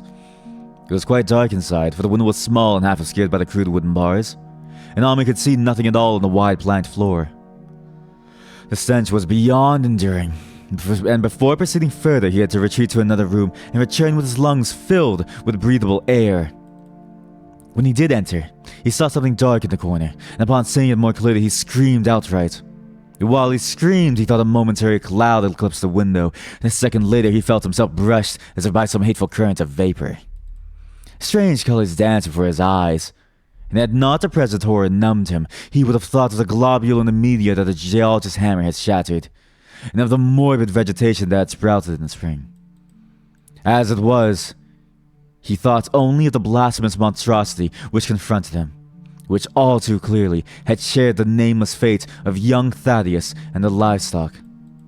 But the terrible thing about the horror was that it very slowly and perceptibly moved as it continued to crumble. Oh God. Ami would give me no added particulars of the scene, but the shape in the corners does not reappear in his tale as a moving object. There are things which cannot be mentioned, and what is done in common humanity is sometimes cruelly judged by the law. I gathered that no moving thing was left in that attic room, and that to leave anything capable of motion there would have been a deed so monstrous as to damn any accountable being to eternal torment. Anyone but a stolid farmer would have fainted or gone mad. But Ami walked conscious through that low doorway and locked the accursed secret behind him. There would be Nahum to deal with him now. He must be fed and tended, and removed to some place where he could be cared for. Commencing his descent to the dark stairs, Ami heard a thud below him, He even thought a scream had been suddenly choked off, and recalled nervously the clammy vapor which had been brushed by him in that frightful room above. What presence had his cry and entry started up? Halted by some vague fear, he heard still further sounds below. Indubitably, there was some sort of heavy dragging, and then most detestably sticky noise as of some fiendish and unclean species of suction. With an associative sense goaded to feverish heights, he thought unaccountably of what he had seen upstairs. Good God! What eldritch dream world was this into which he had blundered? He dared move neither backward nor forward, but stood there trembling at the black curve of the boxing staircase. Every trifle of the scene burned itself into his brain. The sounds, the sense of dread expectancy, the darkness, the steepness of the narrow steps. Merciful heaven, the faint but unmistakable luminosity of all the woodwork in sight. Steps, sides, exposed lathes and beams alike. Then there burst forth a frantic whinny from Army's horse outside, followed at once by a clatter which told of a frenzied runaway.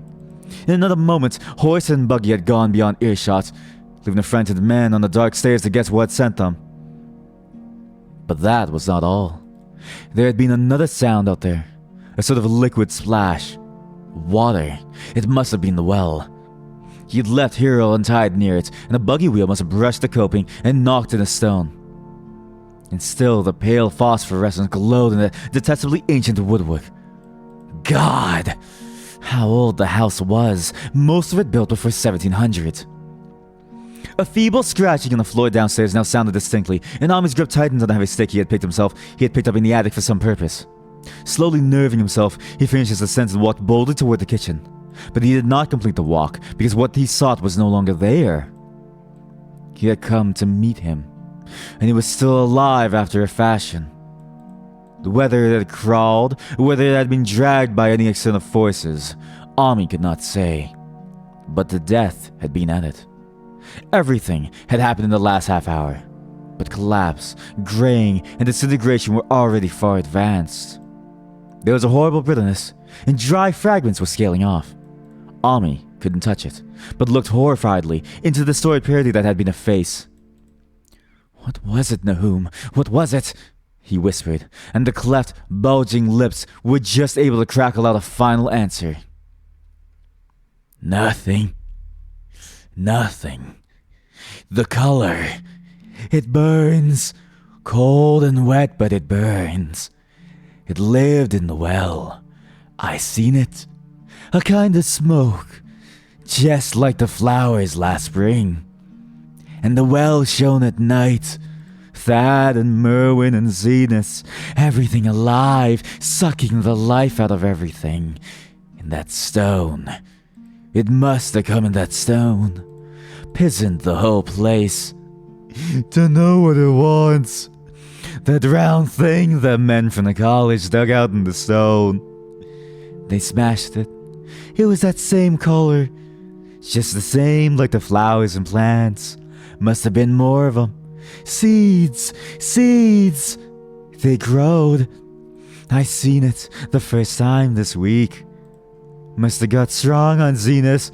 He was a big boy full of life. He beats down your mind and then gets you, burns you up. In the well water.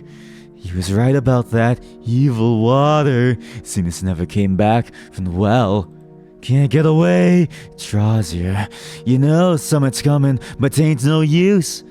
I seen it time and again. Zenith was took. Where's Nabiami? My head's no good. Don't know how long since I fed her. It'll get her if we don't be careful. And just the color. Her face is getting to have that color sometimes towards night. And it burns and it sucks. It comes from some place where things aren't as they are. As they is here. One of them professors said so. He was right. Look out on me. It'll do something more. Sucks the life out. But that was all. That which spoke could speak no more because it had been completely caved in. Ami laid a red checked tablecloth over what was left and reeled out the back door into the fields. He climbed the slope to the 10-acre pasture and stumbled home by the north road in the woods. He had done past that well from which his horses had run away. He had looked at it through the window. had seen that no stone was missing from the rim. Then the lurching buggy had not dislodged anything after all. The splash had been something else. Something which went into the well after he had done with poor Nahum. When Ami reached his house, the horses and buggy had arrived before him and thrown his wife into fits of anxiety. Reassuring her without explanations, he set out at once for Arkham and notified the authorities that the Gardner family was no more.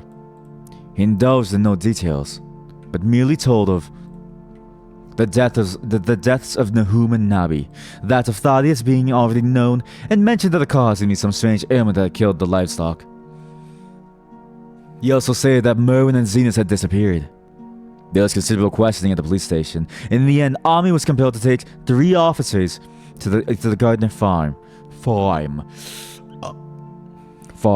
together with the coroner and the medical examiner and the veterinary who had treated the diseased animals. He went much against his will, for the afternoon was advancing, and he feared the fall of night over that accursed place. But it was some comfort to have so many people with him. The 6 men drove out in a Democrat wagon, following Ami's buggy, and arrived at the pest-ridden farmhouse about 4 o'clock. Used as the officer's words to gruesome experiences, not one remained unmoved of what was found in the attic and under the red check tablecloth on the floor below. The whole aspect of the farm with its grey desolation was terrible enough, but those 2 crumbling objects were beyond all bounds. No one could look long at them, and even the medical examiner admitted that there was very little to examine. Specimens could be analyzed, of course, so he busied himself in obtaining them. And here it develops that a very puzzling aftermath occurred at the college laboratory, where the 2 files of dust were finally taken. Under the spectroscope, both samples gave off an unknown spectrum, which many of the baffling bands were precisely like those which strange media had yielded in the previous year. The property of emitting the spectrum vanished in a month, the dust thereafter consisting mainly of alkaline phosphates and carbonates. Wait, what happened? Same. Looks good and bad at the same time. Wait, what? Whoa, what's this? What did I miss? You guys are going crazy. Sorry, I got so deep into the story, I forgot that chat existed. What have you guys been saying? Sulfur, titanium, carbon, potassium, stick thing, and the letter G. Wait, is there no element with the G? No. Have I tried beans on toast? Because it's no beans on toast is like awful. It does not look good. What do you mean, guys? British cuisine. There's actually good British cuisine that isn't just taken from other cultures. There's like, you know, beef Wellington and some shit like that. Even English breakfast is better than beans on toast. Never say beans on toast ever again. Wait, what happened? Who's talking? Is it the whore? No. It was the guy who had died. What's his name? Nahum. The Gardner family. Whatever came in that meteor took them. Bangers and mash. Okay, to be fair, you can't go wrong with mashed potatoes and sausages. I love sausages of the edible variety. The ones that go into your mouth. Ami would not have told the men about the wall if he had thought they meant to do anything then and there. It was getting towards sunset and he was anxious to be away. But he could not help glancing nervously at the stony curb at the Great Sweep. When a detective questioned him, he admitted that Nahum had feared something down there. So much so that he had never even thought of searching it for Merwin or Zenas. After that, nothing would do but that they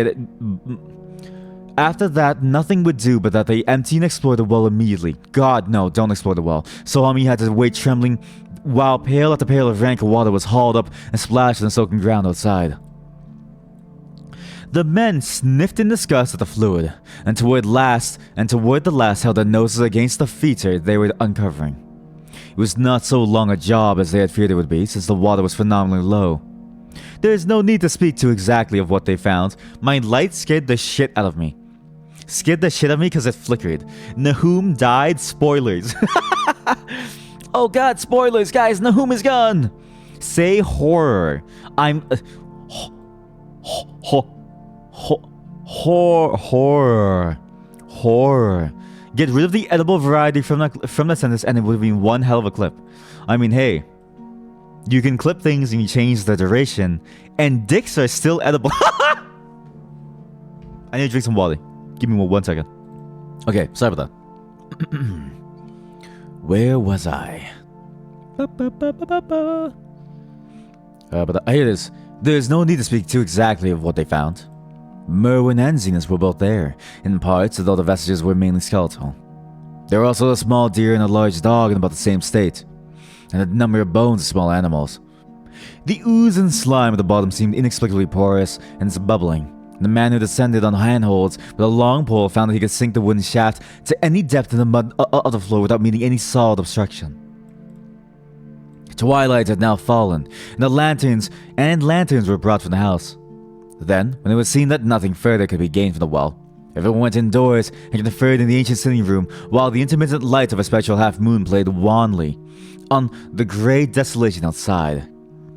The men were frankly nonplussed by the entire case, and you find no convincing common element to link the strange vegetable conditions, the unknown disease of livestock and humans, and the unaccountable deaths of Merwin and Zenas in the tainted well. They had heard the common country talk, it is true, but could not believe that anything contrary to natural law had occurred. No doubt the meat had poisoned the soil, but the illness of person and animals who had eaten nothing grown in that soil was another matter. Was it the well water? Very possibly. It might be a good idea to analyze it. But what peculiar madness could have made both boys jump into the well? Their deeds were so similar. The fragments showed that they had both suffered from a grey, brittle death. Why was everything so grey and brittle? Did I skip too much? Sorry. Get rid... stick thing. Photosynthesis. Now! It was a coroner. See, it was... we... oh, I... A, B, C, D, F, G, H, I don't know. It was the coroner. See it near a window overlooking the yard who had first noticed the glow about the wall. Night had fully settled in, and all the abhorred ground seemed faintly luminous with more than a fitful of moonbeams. But this new glow was something definite and distinct, and appeared to shoot up from the black pit like a softened ray from a searchlight, giving dull reflections in the little ground pools where the water had been emptied. It had a very queer color, and as all the men clustered round the window, Ami gave a violent start. For the strange beam of ghastly miasma was to him of no unfamiliar hue. He had seen that color before, and feared to think what it might mean. He had seen it in the nasty, brittle globule in that aerolite 2 summers ago, had seen it in the crazy vegetation of the springtime, and had thought he had seen it for an instant that very morning against the small barred window of that terrible attic room where nameless things had happened. It had flashed there for a second, and a clammy and hateful current of vapor had brushed past him, and then poor Nahum had been taken by something of that color. He had said so at the last, said it was like the globule in the plants.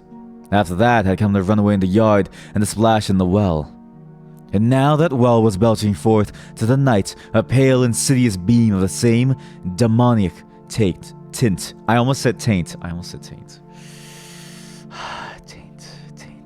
Taint. The space between the butthole and the ballsack. Taint. It does credit to the alertness of Ami's mind that he puzzled even at the tense moment over a point which was essentially scientific. He could not but wonder, as gleaming at the same impression from a vapor glimpse in the daytime, against the window opening in the morning sky, and from a nocturnal exhalation seen as a phosphorescent mist against the black and blasted landscape. It wasn't right. It was against nature, and he thought of those terrible last words of his stricken friend. It come from some place where things ain't as they is here. One of them professors said so. All 3 horses outside, tied to a pair of shriveled saplings by the road, were now neighing and pawing frantically. The wagon driver started for the door to do something, but Ami laid a shaky hand on his shoulder.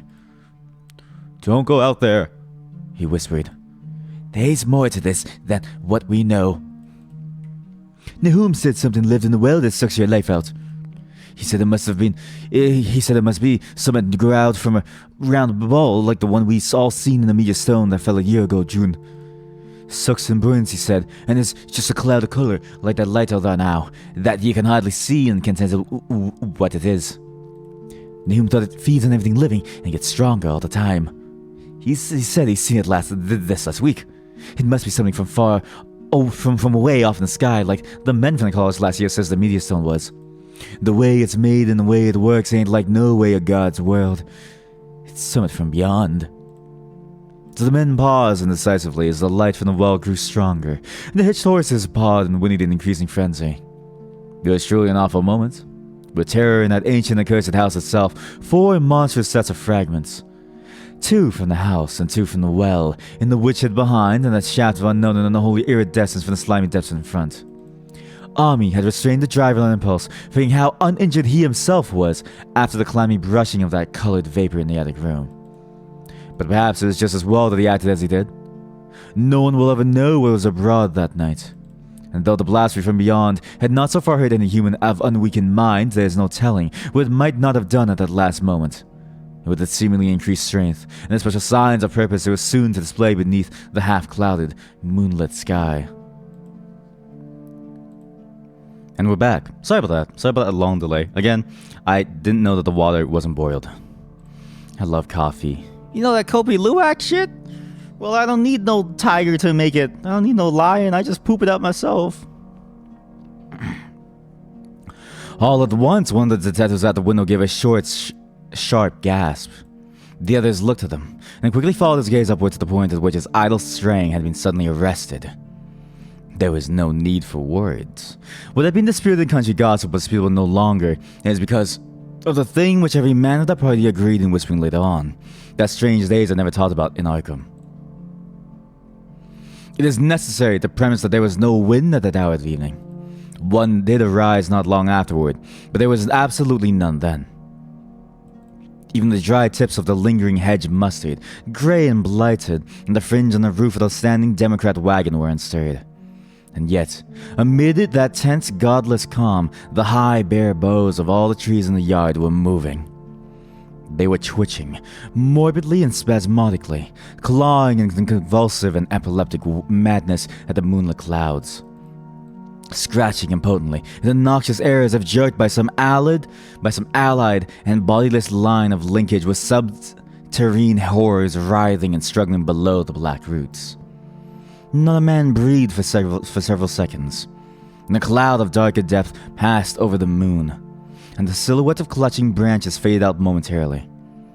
At this, there was a general cry, muffled with awe, but husky, and almost identical from every throat.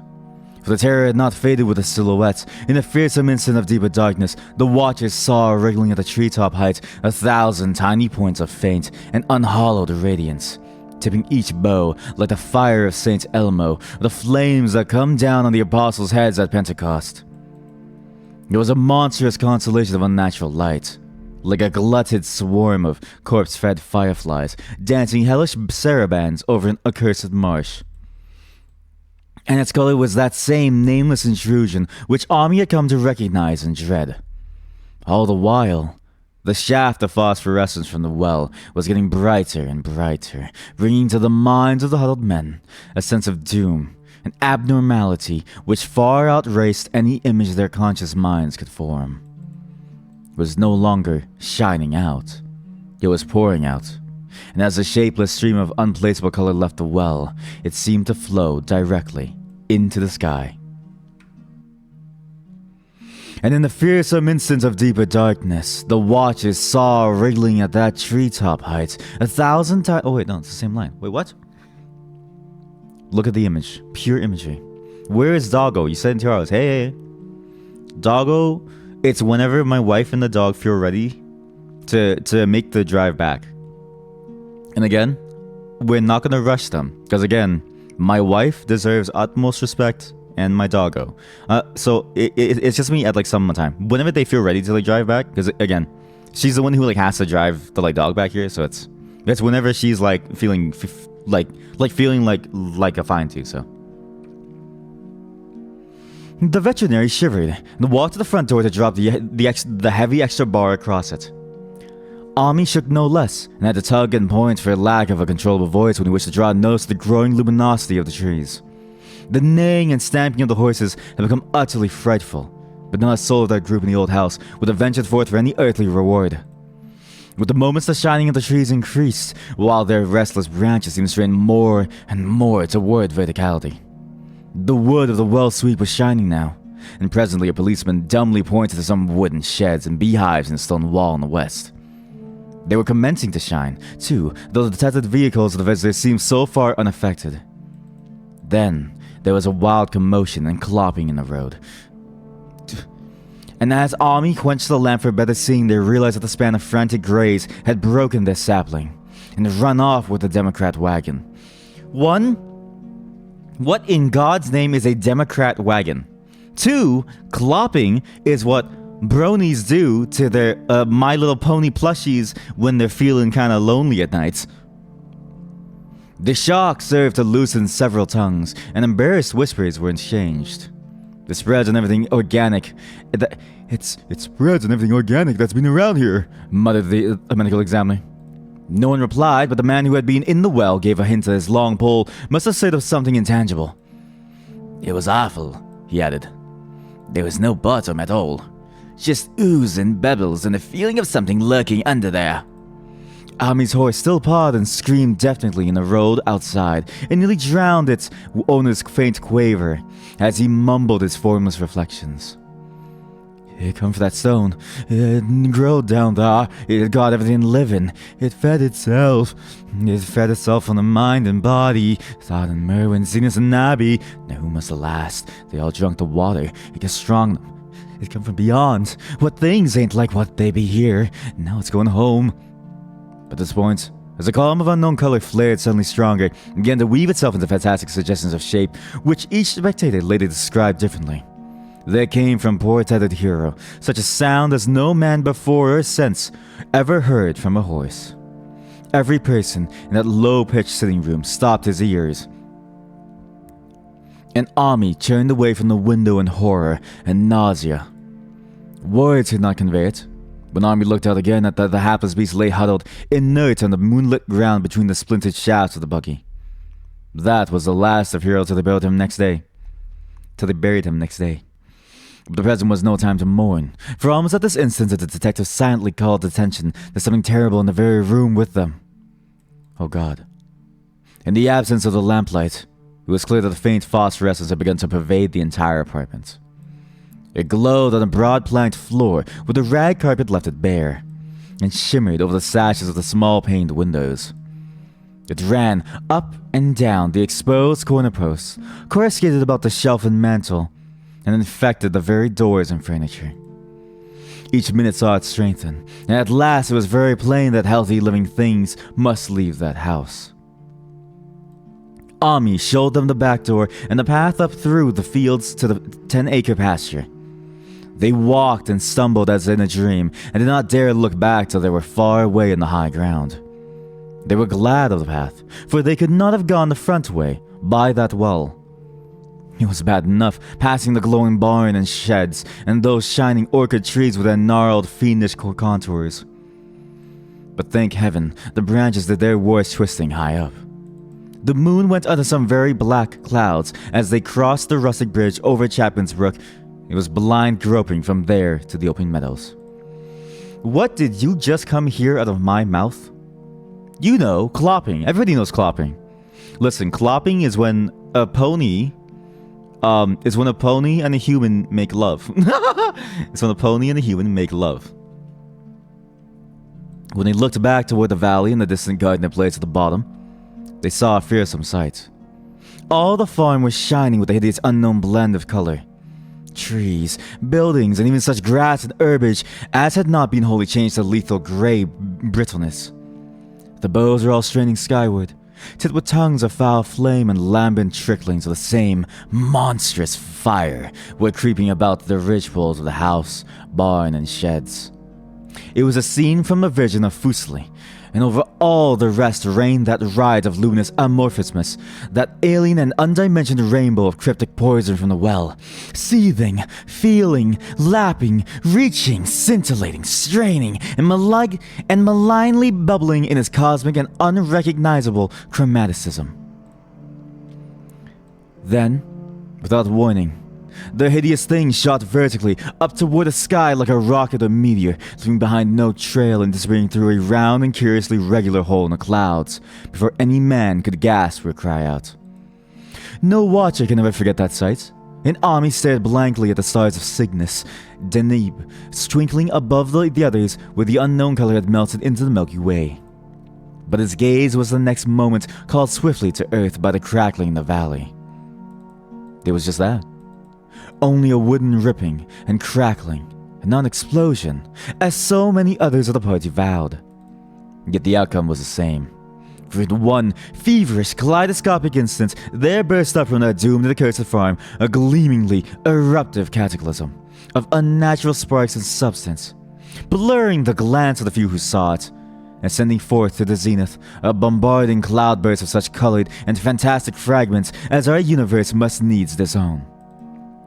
Though, through quickly reclosing vapors they followed the great morbidity that had vanished. In another second they had vanished too. Behind and below was only a darkness to which the men dared not return. And all about was a mounting wind which seemed to sweep down in black, frore gusts from interstellar space. It shrieked and howled, and lashed the fields and the sordid woods in a mad cosmic frenzy, till soon the trembling party realized there would be no use waiting for the moon to show what was left down there at Nahum's.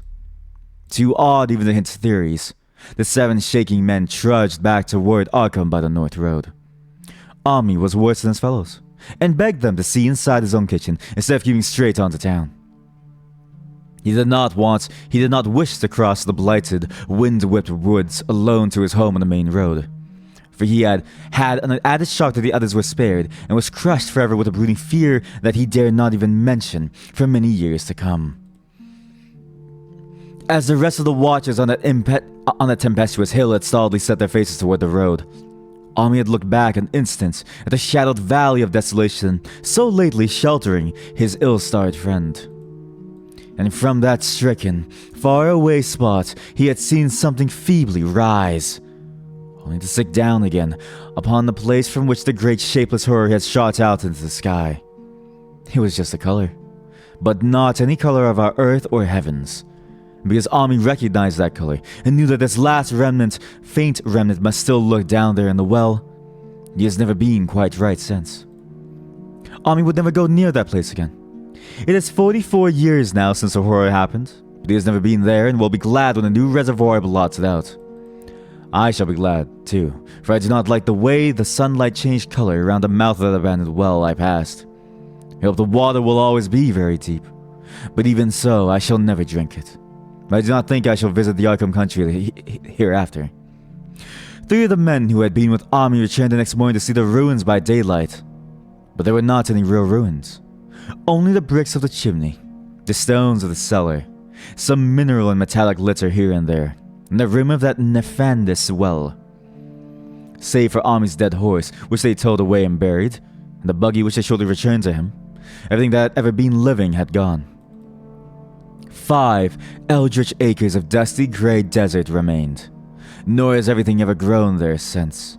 To this day, it sprawls open to the sky like a great spot eaten by acid in the woods and fields. And the few who have ever dared glimpse it in spite of the rural tales have named it the Blasted Heath. Dear God, what have they stumbled on? The rural tales are queer. They might be even queerer if city men and college chemists could be interested enough to analyze the water from the disused well, the grey dust that no wind seems ever to disperse. Botanists, too, ought to study the stunted flora on the borders of that spot, for they might shed light on the country notion that the blight is spreading, little by little, perhaps an inch by year. People say that the color of the neighboring herbage is not quite right in the spring, that wild things leave queer prints in the light winter snow. Snow never seems quite so heavy on the Blasted Heath as it is elsewhere. Horses, the few that are left in its motor age, grow skittish in the silent valley, and hunters cannot depend on their dogs too near the splotch of grayish dust. They say the mental influence are very bad, too. Numbers went queer in the years after Nahum's taking, and always they lacked the power to get away. Then the stronger-minded folk all left the region, and only the foreigners tried to live in the crumbling old homesteads. They could not say, though. And one sometimes wonder what insight beyond ours their wild, weird stories of whispered magic have given them. Their dreams at night, they protest, are very horrible in that grotesque country, and surely the very look of the dark realm is enough to stir a morbid fancy. No traveler has ever escaped a sense of strangeness in those deep ravines, and artists shudder as they paint thick woods whose mystery is as much of the spirits as of the eye. I myself am curious about the sensation I derived from my one lone walk before Ami told me his tale. When twilight came, I had vaguely wished some clouds would gather, for odd timidity about the deep sky voids above had crept into my soul. Do not ask me for my opinion. I do not know. That is all. There was no one but Ami to question, for Arkham people will not talk about the strange days, and all three professors who saw the aerolite and its colored globule are dead. There were other globules, depend upon that. One must have fed itself and escaped, and probably there was another which was too late. No doubt it is still down the well, and I know there was something wrong with the sunlight I saw above that miasmal brink. The rustics say the blight creeps an inch a year, so perhaps there is a kind of growth or nourishment even now. But whatever demon hatchling is there, it must be tethered to something, or else it would quickly spread. Is it fastened to the roots of those trees that claw the air? One of the current Arkham tales is about fat oaks that shine and move as they ought not to do at night. What it is, only God knows. In terms of matter, I suppose the thing Ami described would be called a gas, but this gas obeyed laws that are not of our cosmos. This was no fruit of such worlds, and the sun shines and suns as shine. This was no fruit of such worlds and suns as shine on the telescopes and photographic plates of our observatories. This was no breath from the skies whose motions and dimensions our astronomers measure or deem too vast to measure. It was just a color out of space. A frightful messenger from unformed realms of infinity beyond all nature as we know it. From realms whose mere existence stuns the brain and numbs us with the black, extra-cosmic gulfs it throws open before our frenzied eyes. I doubt very much if Ami consciously lied to me, and I do not think his tale was all a freak of madness, as the townsfolk had forewarned. Something terrible came to the hills and the valleys on that meteor, and something terrible, though I know not in what proportion, still remains. I shall be glad to see the water come. Meanwhile, I hope nothing will happen to Ami. He saw so much of the thing, and its influence was so insidious. Why has he never been able to move away? How clearly he recalled those dying words of Nahum's. Can't get away, draws ya. You know summit's coming, but ain't no use. Ami is such a good old man. When the Reservoir Gang gets to work, I must write the chief engineer to keep a sharp watch of them. But I would hate to think of him as the grey, twisted, brittle monstrosity which persists more and more in troubling my sleep. The end. This is a fantastic story. I'm actually very, very surprised. This is a very fantastic short story. It's short. It's short because it's not like a 70-page, like novel. But that was actually an extremely good story. I can see, again, this is the safest novel out of all H.P. Lovecraft's novels to read, because everything else contains a lot of thinly veiled racism. This one also had some very, very heavily veiled racism in places. So book report time, okay? Chat, this is now where we do the book report. What do I think of the story? Okay, what do I think of the story? The story is fantastic.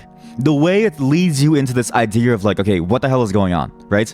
It has all the makings of a good horror story. You have no clue what's going on. You're giving backstory, though I will say he does wax a bit too poetical about the way the columns look. And then you slowly but surely get drawn into this mystery. You hear the history of it from the eyes of, was it Nahud? No, from the eyes of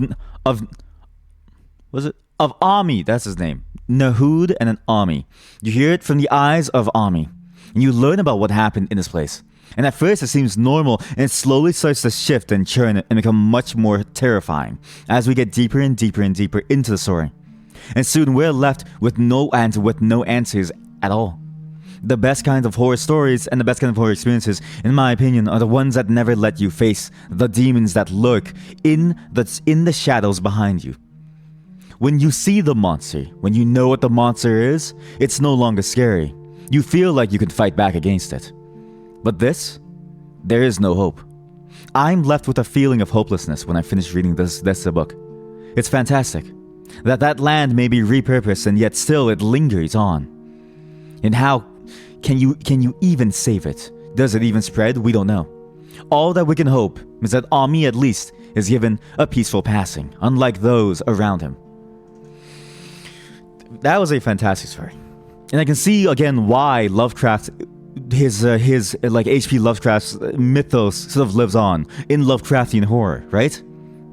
You saw a lot of those like telltale trademarks of the entire sort of like genre. Let's say the genre. I don't know the exact term, but the idea of something that is beyond our understanding, that comes from a place unknown to us, from the stars beyond, as it collapses onto our world and seems to take hold of everything that we so love and hold so dear. And then all we're left with is pain, suffering, death, and a madness that takes over the human mind, because the human mind was never meant to comprehend what it is that came from the stars above. Absolutely brilliant. And for a short story, again, you don't need many pages. When it really gets into that, like, the subject matter at hand, when it starts to get into the horrifying things that are happening, it doesn't stay too long. It doesn't linger. The longer you stay with it, the more tedious it becomes. You can only say something is scary so many times. There are only so many synonyms for that. And in fact, he kept on using the word and reusing the word queer throughout, that I started going mad reading that award. Because again, at some point, you run out of words to use to describe the same thing. You can only have so many synonyms to describe the same thing over and over and over. And you could see it was getting repetitive actually. In the second, or I want to say by the fourth, fifth. So like 4/5 of the way through, it was starting to get repetitive in the way it described what was happening. But it also used that repetition as a very interesting literary device. The repetition was a way of calling back details so that the reader wasn't lost, which I have some concerns about that. I mean, I don't like that personally. But at the same time, it was also a way for us to see the thought processes of the characters, and for them to give meaning to these strange choices that they do, like stopping the person from going out, or one person saying, "Look over there," and their eyes are rested on the ceiling, looking at something staring back down at them. It's fantastic. It's really good.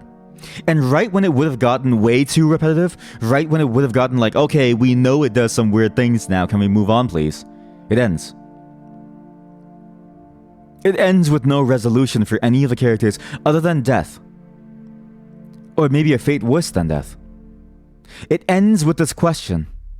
It doesn't end with a statement or, a fact or a truth. It ends with a question. Will any of this be okay in the end? And what in the world happened upon our lands? This thing from space, from a realm unlike our own. That it was very, very good. Extremely good. Now, all stories, again, I have to mention this again, these are old stories written with the biases of the people. And there's one thing that I want to call out that's very, very specific actually.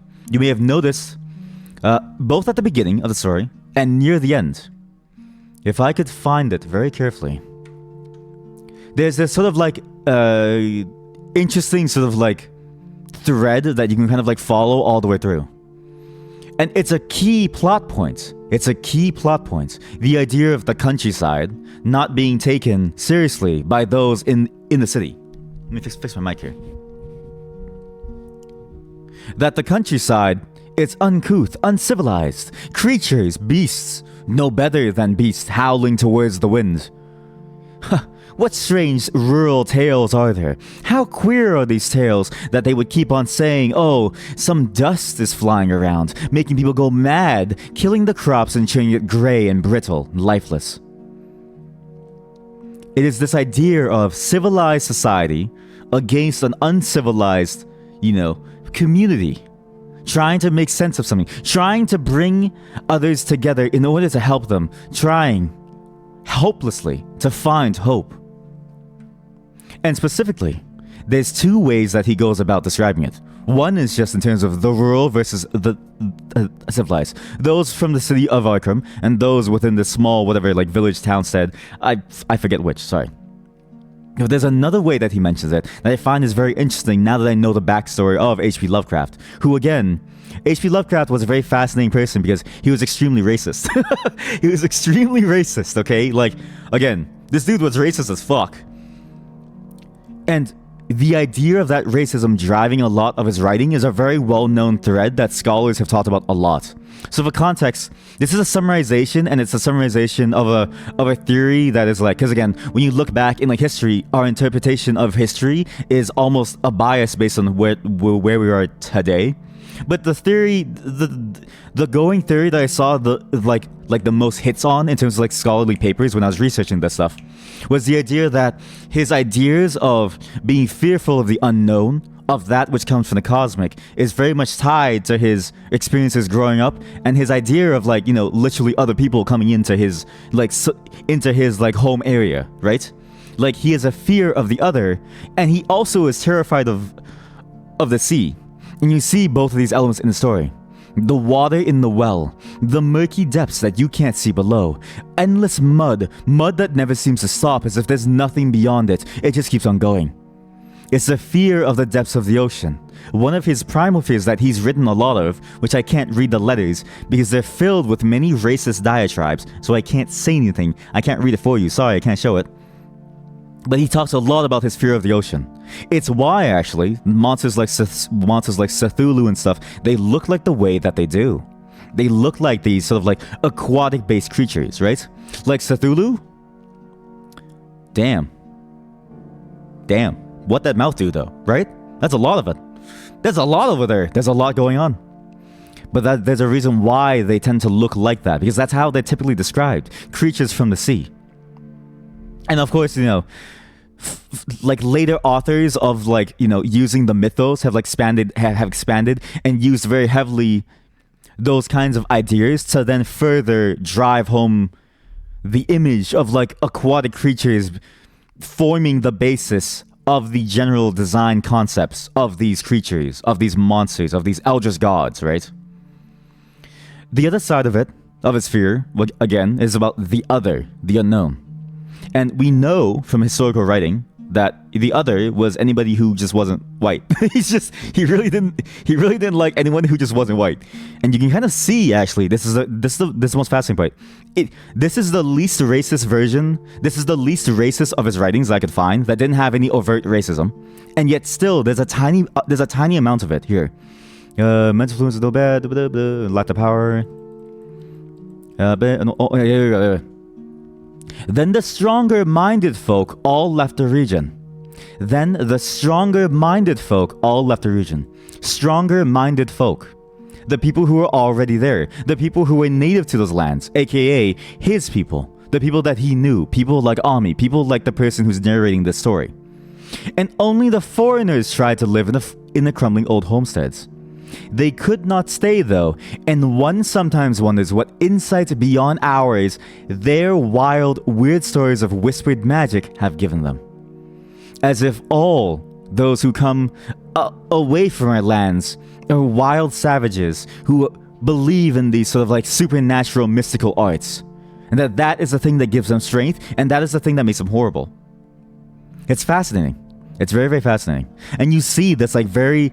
It's weird too, because it only comes in 2 paragraphs. It only appears in 2 paragraphs. This paragraph and a paragraph near the very beginning when he's walking towards Ami's homestead and he's trying to talk to the villagers of Arkham. But I can't remember which now. But somewhere here he mentioned the exact same thing without the idea of like the mysticism, but still the idea of like the foreigners, the Irish and the Poles and stuff like that. It was that whole sentence, right? And again, back then, the idea of being white was a very different idea of what is white today, right? The idea of like what is a white person is very, very different then versus now. It's like a historical timeline of like, you can see when it started to include more and more groups of like races. It's actually a very fascinating sort of like evolution of like, you know, what is a race in the context of like a multicultural society, right? But because of that, it's why he said, you know, the foreigners, the Irish and the Poles, right? to him, they weren't white. They were the other. They brought these wild magics, right? And it's fascinating. Those two lines were strange, right? Because why do you need these lines? It's almost odd that these lines even exist, because I feel like these don't really change exactly the story overall. Like, it doesn't matter who stays there. It would have been better if he said some like strange people came in and they were like cultists or like something, right? Like, the way he writes it is almost to say like, oh yes, like he's trying to make it seem like a cultist thing, but it's like it's not leaning towards enough of the cultist side, and he's using an entire group of people as a stand-in for cultists, right? But it's weird. If you remove it, nothing changes. I'm still horrified. I was terrified before this moment, and after the first instance of this paragraph as well, further up near the beginning. And this is why I mentioned that, hey, when we read these stories, it doesn't reflect on us, and that we can never truly escape the biases that drive us internally. Because I guarantee you, he wasn't trying to make this a story about race. He was trying to make this a story about the unknown, the cosmic horrors, right? But it comes through in his writing. He can't help it. It's a part of who he was when he wrote this, and this is what we're going to see in further stories as we read them. So keep that in mind. We're going to see a lot more of this, and again, it doesn't reflect on us. It is simply us observing history as it was. Because to write something down is to put a piece of yourself into it too. One can never truly divorce themselves from the things that they write. One other interesting thing that I really liked about the story was this sort of like divide, actually. So the divide between those in the city and those in the rural lands. And how skeptic they were for so long, until the very end when they finally got the police officers to let go. I thought that was a fascinating touch, because like usually in Lovecraftian horror, it seems like everybody is like either in it or they're not in it, right? Most Lovecraftian horror that I've seen, for instance, is usually set within cities. I never saw one that was set sort of like in like a non-city area, right? Even something like Stranger Things, which, I mean, it's not really Lovecraftian, but it has a lot of influences. It's influenced heavily by the concepts, at least from like what I saw of the beginning of like the first half of season 1, seemed to be very set around like, you know, a single place, and had very little influence or like outside influence, except for that whole government plotline, right? But this was an interesting sort of take on like what happens if it happens in the middle of like nowhere, like out in the countryside. Would anybody believe you? It's hard as it is for them to believe you. The Dunwich Horror is another good one that takes place in the countryside. I'll add that to the list, but I don't know if we'll get to it today. But I'll add it to the list because like I have to like vet it just in case. But I think I've heard about that actually. The Dunwich Horror. Yes. This was also on the list of the ones that I had to read. This and the Shadow over Innsmouth, but I need to make sure that they're like that they're fine to read. Again, we're doing this live on Twitch, right? So like there's a bit of a TOS thing that I'm trying to make sure that we don't fall afoul of. You have a book with all of Lovecraft stories, even the weird non-horror ones. Yes, even the weird non-horror ones. In fact, they're all free. It's a really good site too. It's called Cthulhuchick.com or something, but they also have all of these, and also Arkham something.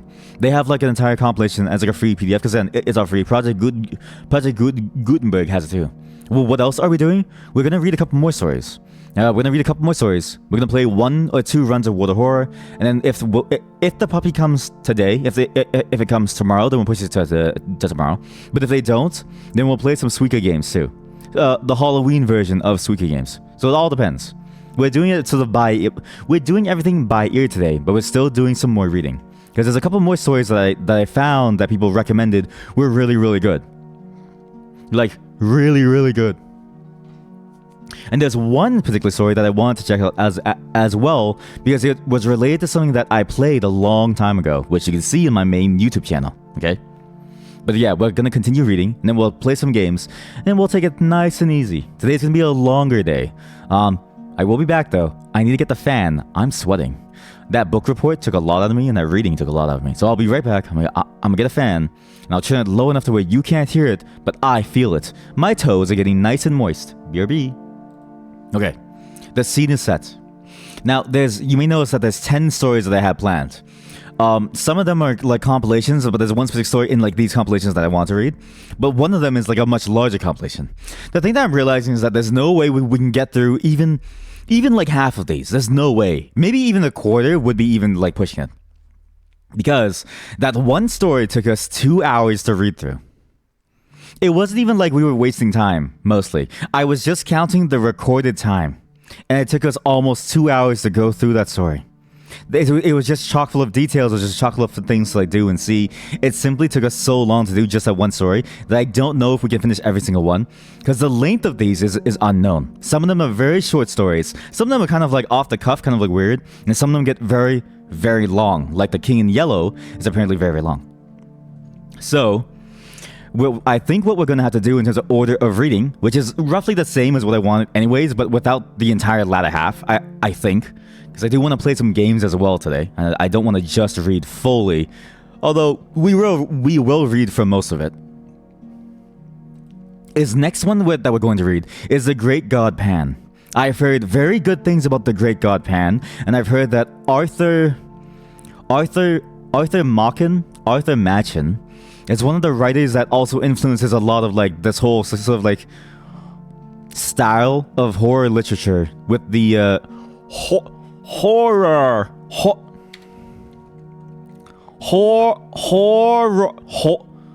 wait, I made something for this very moment so that I don't have to read it myself. Horror. I made something for just this moment so that I don't have to sound silly. What I mean to say is horror. There we go. Okay, ready? When I can't pronounce something, I'll use this. When I can't pronounce something, I'll use this. My shitty text-to-speech. What I mean to say is horror. That's it. That's what I'm going to use from now on. I'm gonna make very liberal use of this little script that I made so that I can say certain words like horror or worm. It's a warm day out, and the worms are warming through the warm soil. The wormhole through the warm-holed wood. It's a warm day out and the worms are worming through the worm-holed wood. There's no way that's how you pronounce it, right? Like this. What? How come he pronounces it solely differently? What? Worm. Warm worm. Worm. A worm. I get it now. I understand how having us worm. Anyways, let's read The Great God Pan. This was also highly recommended. And again, as far as I know, this has no bad content in it. But again, let me read the script that I wrote as a warning again. Okay? To any new joiners, because new people have joined. To read is to place yourself in the shoes of those who have lived a different life through a different time in a different place. A time and a place that, in many cases, was often worse than the times we're in today, hard as that may be to believe.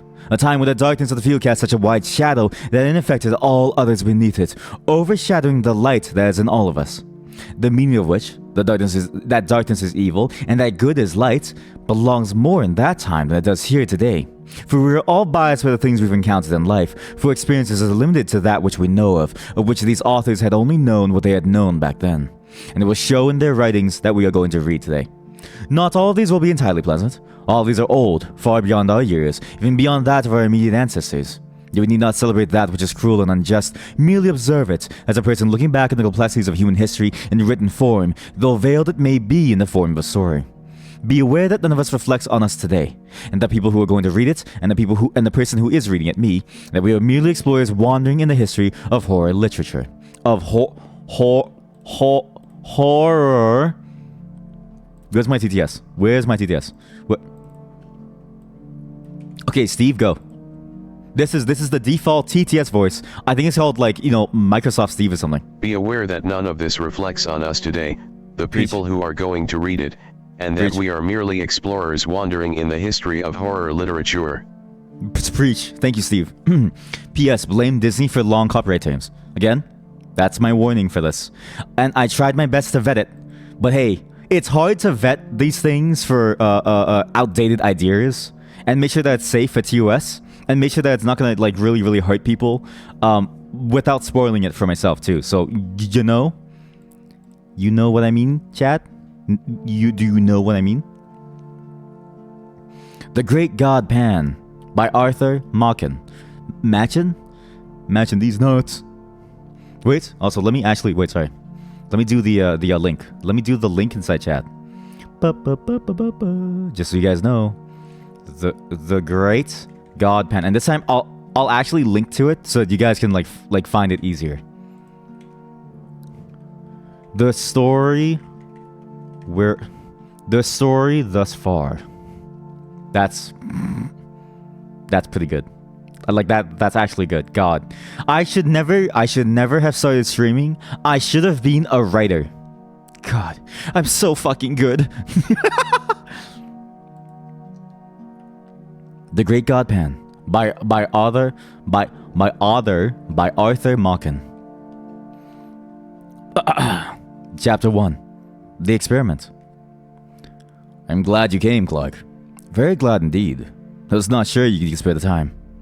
I was able to make arrangements for a few days. Things are not very lively just now. But have you no misgivings, Raymond? Is it absolutely safe?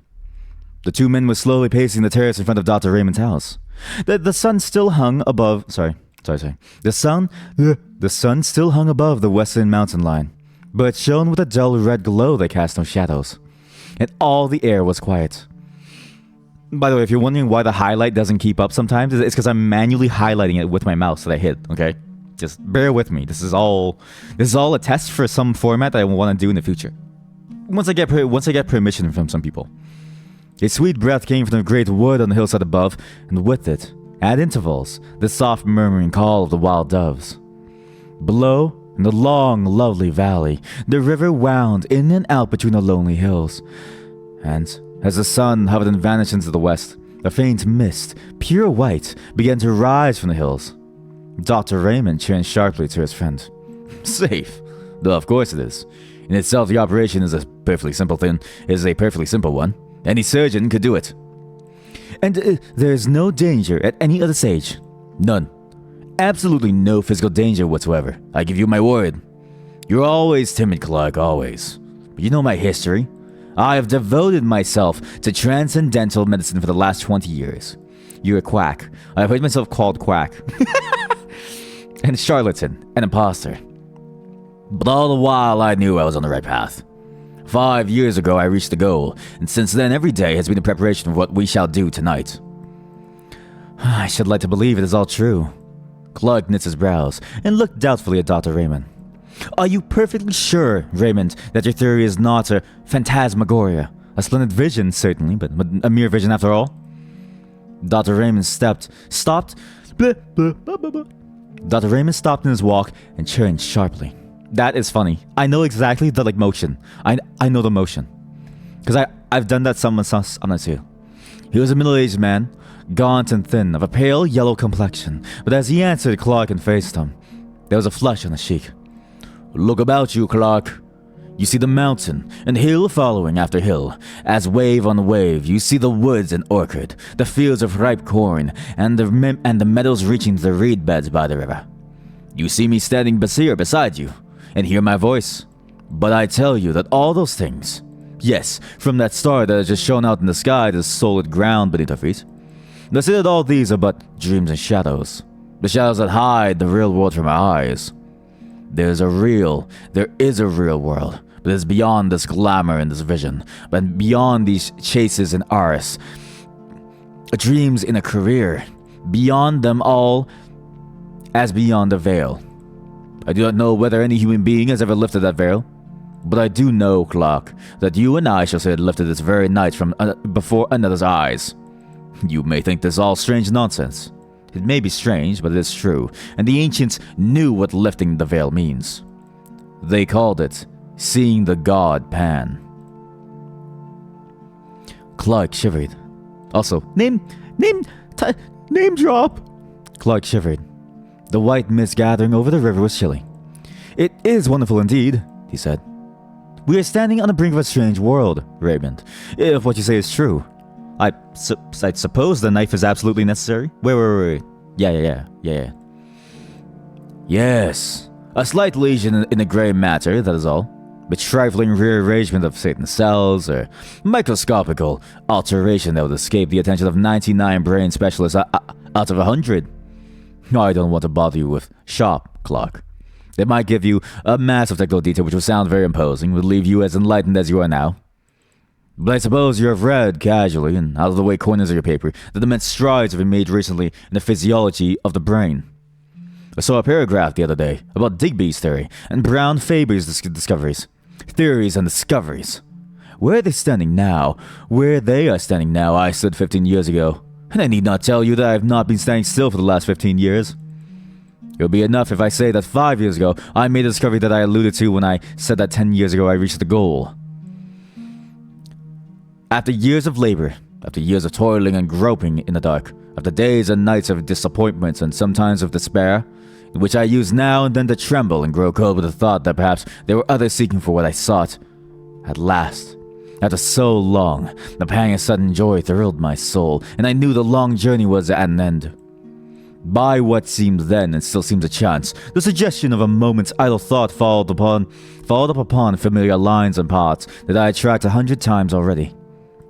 The great truth burst upon me, and I saw, mapped out in lines of sight, a whole world, a sphere unknown, continents and islands, and great oceans in which no ship has sailed.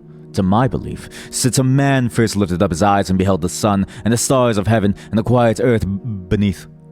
You will think this all high-flown language, Clark, but it is very hard to be literal. And yet, I do not know whether what I am hinting at cannot be set forth in plain and lonely terms. For instance, this world of ours is pretty well girded now with the telegraph wires and cables. Thought, with something less than the speed of thought, splashes from sunrise to sunset, from north to south, across the floods and the desert places. Suppose that an electrician of today was suddenly to perceive that he and his friends have merely been playing with pebbles, mistaking them for the foundations of the world. Suppose that such a man saw uttermost space lie open before the currents, and the words of men flash forth to the sun and beyond the sun, in distance and beyond, and the voice of articulate speaking men echo in the waste void that bebounds our thought. As analogies go, that's a pretty good analogy of what I've done. You can understand now a little of what I felt as I stood here one evening. It was a summer evening, and the valley looked much as it does now. I stood here and saw before me the unutterable, the unthinkable gulf that yawns profound between two worlds, the world of matter and the world of spirit. I saw the great empty deep stretch dim before me. In that instant a bridge of light leapt from the earth to the unknown shore, and the abyss was spanned. You may look in Brown Faber's book, if you like. You will find that to the present day, men of science are unable to account for the presence or to specify the functions of a certain group of nerve cells in the brain.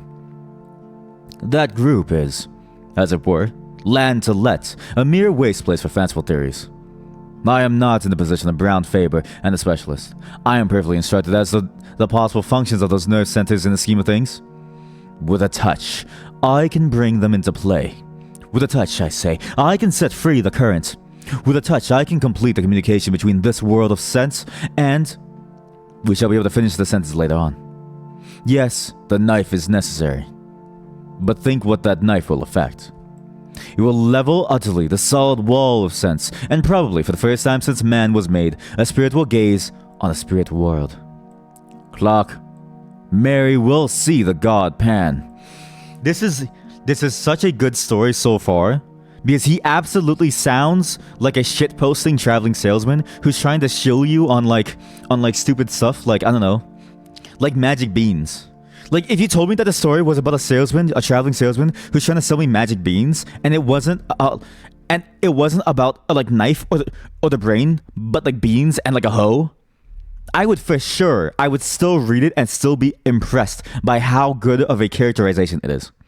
It is such a good characterization of a character who, at least from our point of view, seems like a quack. Seems like, a total phony, a fake. Amazing. Absolutely amazing. Goddamn. That was also the longest paragraph I've ever read, ever. Like, look at how long it is. 1 page, 2 pages, 3 pages. Jesus Christ. You can just keep going on and on and on. And it's like, dude, shut the fuck up. Stab him already, Jesus. But you remember what you wrote to me? I thought it'd be requisite that she... He whispered the rest in the doctor's ears. Not at all, not at all. That is nonsense. I assure you. Indeed, it is better as it is. I am quite certain of that. Consider the matter well, Raymond. It's a great responsibility. Something might go wrong. You'll be a miserable man for the rest of your days. No, I think not, even if the worst happened. As you know, I rescued Mary from the gutter, from almost certain starvation when she was a child. To think of life is mine, to use as I see fit. Come, it's getting late. We had better go in. And immediately, you get the hints of how society was like. This idea of ownership over someone. This idea of your child is like yours, and that this person is like yours, and that this woman is like yours. This idea of people as property. It pervades a lot of what these writings. Because again, back then, women's rights, people's rights, they weren't really there yet. Again, this is from 1890 or the 1900s. It's very old. But again, it's also a very formative story in the entire genre of horror, of horror. It is a formative story in the genre of horror literature. Steve? It is a formative story in the genre of horror literature. Thank you, Steve. Dr. Raymond led the way into the house through the hall and down a long, dark passage. He took a key from his pocket and opened a heavy door and motioned Clark into his laboratory. It had once been a billiard room and was lighted by a glass dome in the center of the ceiling, whence there still shone a sad grey light on the figure of the doctor as he lit a lamp with a heavy shade and placed it on a table in the middle of the room. Clark looked about him. Scarcely a foot of wall remained bare. There were shelves all around laden with bottles and phials of all shapes and colors. At one end stood a little Chippendale bookcase. Raymond pointed to this. You see that parchment, Oswald Grolius? He was one of the first to show me the way, though I don't think he ever found it himself. That is a strange saying of his. In every grain of wheat there lies hidden the soul of a star. There was not much furniture in the laboratory. The table in the center, a stone slab with a drain in one corner, the two armchairs on which Raymond and Clark were sitting. That was all, except an odd-looking chair at the furthest end of the room. Clark looked at it and raised his eyebrows. Yes, that is the chair, said Raymond. We may as well place it in position. He got up and wheeled the chair to the light and began raising and lowering it, laying down the seat, setting the back at various angles, and adjusting the footrest. It looked comfortable enough, and Clark passed his hand over the soft green velvet as the doctor manipulated the levers. Now, Clark, make yourself quite comfortable. I have a couple hours' work before me. I was obliged to leave certain matters to the last. Raymond went to the stone slab, and Clark watched them drearily as he bent over a row of files and lit the flame under the crucible. The doctor had a small hand lamp, shaded as a larger one, on a ledge above his apparatus, and Clark, who sat in the shadows, looked down at the great shadowy room, wondering at the bizarre effects of brilliant light and undefined darkness contrasting with one another. Soon he became conscious of an odd color. At first, the mere suggestion of odor in the room, and as it grew more decided, he felt surprised that he was not reminded of the chemist's shop or the surgery. Clark found himself idly endeavoring to analyze the sensation, and half-conscious, he began to think of a day, 15 years ago, that he spent roaming through the woods and meadows near his own home. It was a burning day at the beginning of August. The heat had dimmed the outlines of all things, and all distances with a faint mist, and people who observed the thermometer spoke of an abnormal register, of a temperature that was almost tropical. Strangely, that wonderful hot day of the 50s rose up again in Clark's imagination. The sense of dazzling, all-pervading sunlight seemed to blot out the shadows and lights of the laboratory, and he felt again the heated air beating in gusts about his face, saw the shimmer rising from the turf, and heard the myriad murmur of the summer. I hope the smell doesn't annoy you, Clark. There's nothing unwholesome about it. It may make you a bit sleepy, that's all. Why is my dick growing larger? Raymond, why is my dick growing larger? What, I thought you said this will only make me sleepy. Ah, yes. I named this Viagra. It's been aerosolized. Goes right into your bloodstream. Clark heard the words quite distinctly and knew that Raymond was speaking to him. But for the life of him, he could not rouse himself from his lethargy. He could only think of the lonely walk he had taken 15 years ago. It was his last look at the fields and woods he had known since he was a child, and now it all stood out in a brilliant light as a picture before him. Above all, there came to his nostrils the scent of summer. The smell of flowers mingled, and the odor of the woods, of cool shaded places, deep in the green depths, drawn forth by the sun's heat. And the scent of the good earth, lying, as it were, with arms stretched forth, and smiling lips, overpowered all. His fancies made him wander. Sorry. Gasp! I didn't sign up for a big wiener. I'm sorry. That just made me crack. I'm sorry. Gasp! I didn't sign up for a big wiener. Oh God! That was good. That was a solid 8 or 9 out of 10.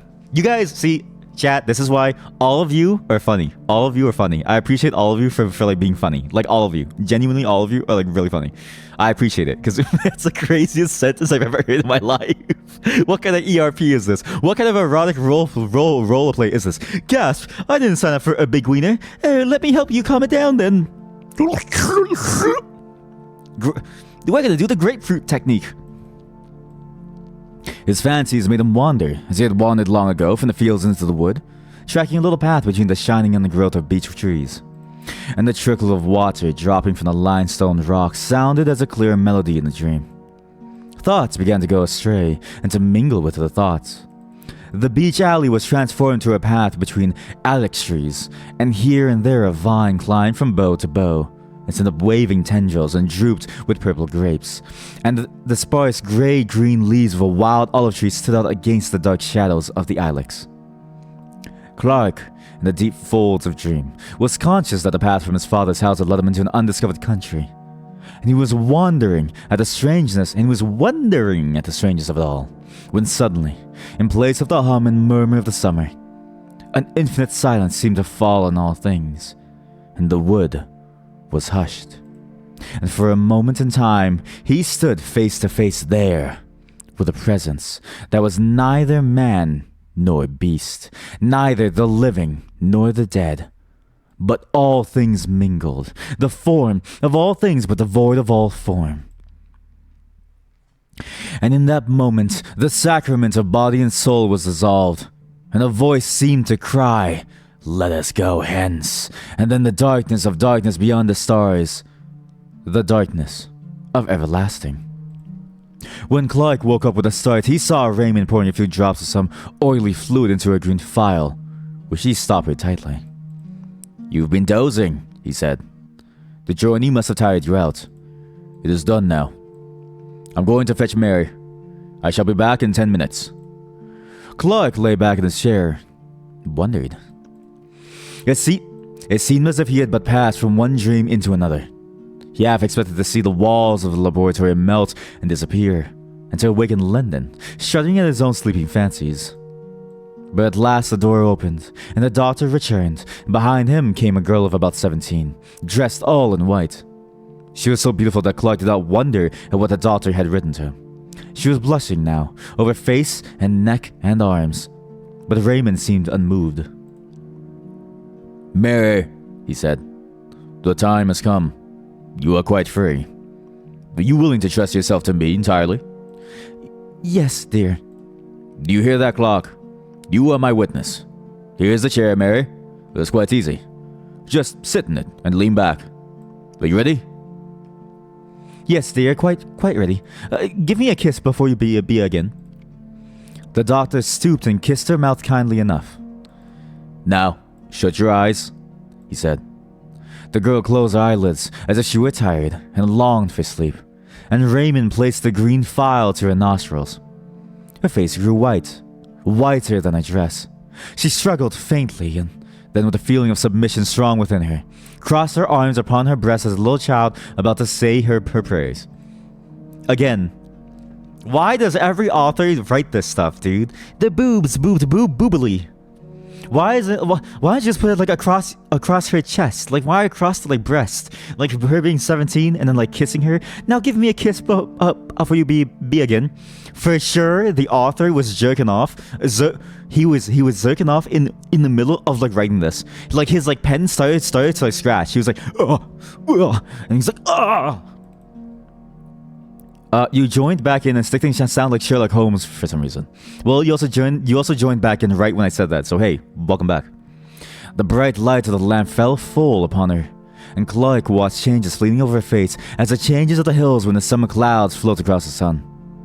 And she lay, all white and still, and the doctor turned up one of her eyelids.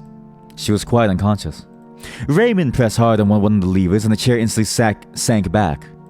Clark saw him cutting away a circle, like a tonsure, from her hair, and the lamp was moved nearer. Raymond took a small, glittering instrument from a little case, and Clark turned away shudderingly. When he looked again, the doctor was binding up the wound he had made. That's you, boobily. My boobs moved boobily in the boobacious wind. She'll awake in 5 minutes. Raymond was still perfectly cool. There's nothing more to be done. We can only wait. The minutes passed slowly. They could hear a slow, heavy ticking. There was an old clock in the passage. Clark felt sick and faint. His knees shook beneath him. He could hardly stand. This book is not booking right. Suddenly, as they watched, they heard a long-drawn sigh. And suddenly, the color that had vanished returned to the girl's cheeks. And suddenly, her eyes opened. Clark quailed before them. They shone with an awful light, looking far away, and a great wonder fell upon her face, and her hand stretched out as if to touch what was invisible. But in an instant, the wonder faded, and gave place to the most awful terror. The muscles of her face were hideously convulsed. She shook from head to foot. The soul seemed struggling and shuddering within the house of flesh. It was a horrible sight, and Clark rushed forward as she fell shrieking to the floor. 3 days later, Raymond took Clark to Mary's bedside. She was lying awake, wide awake, rolling her head from side to side and grinning vacantly. "Yes," said the doctor, still quite cool. "It is a great pity. She's a hopeless idiot. However, it could not be helped. And, after all, she has seen the great god Pan." Chapter 2. Mr. Clark's Memoirs. What's a good temp to set the heat on? Anywhere between 69 and like 100. Anywhere there. At that point, the long pig steak will be ready. That's what cannibals think. Chapter 2.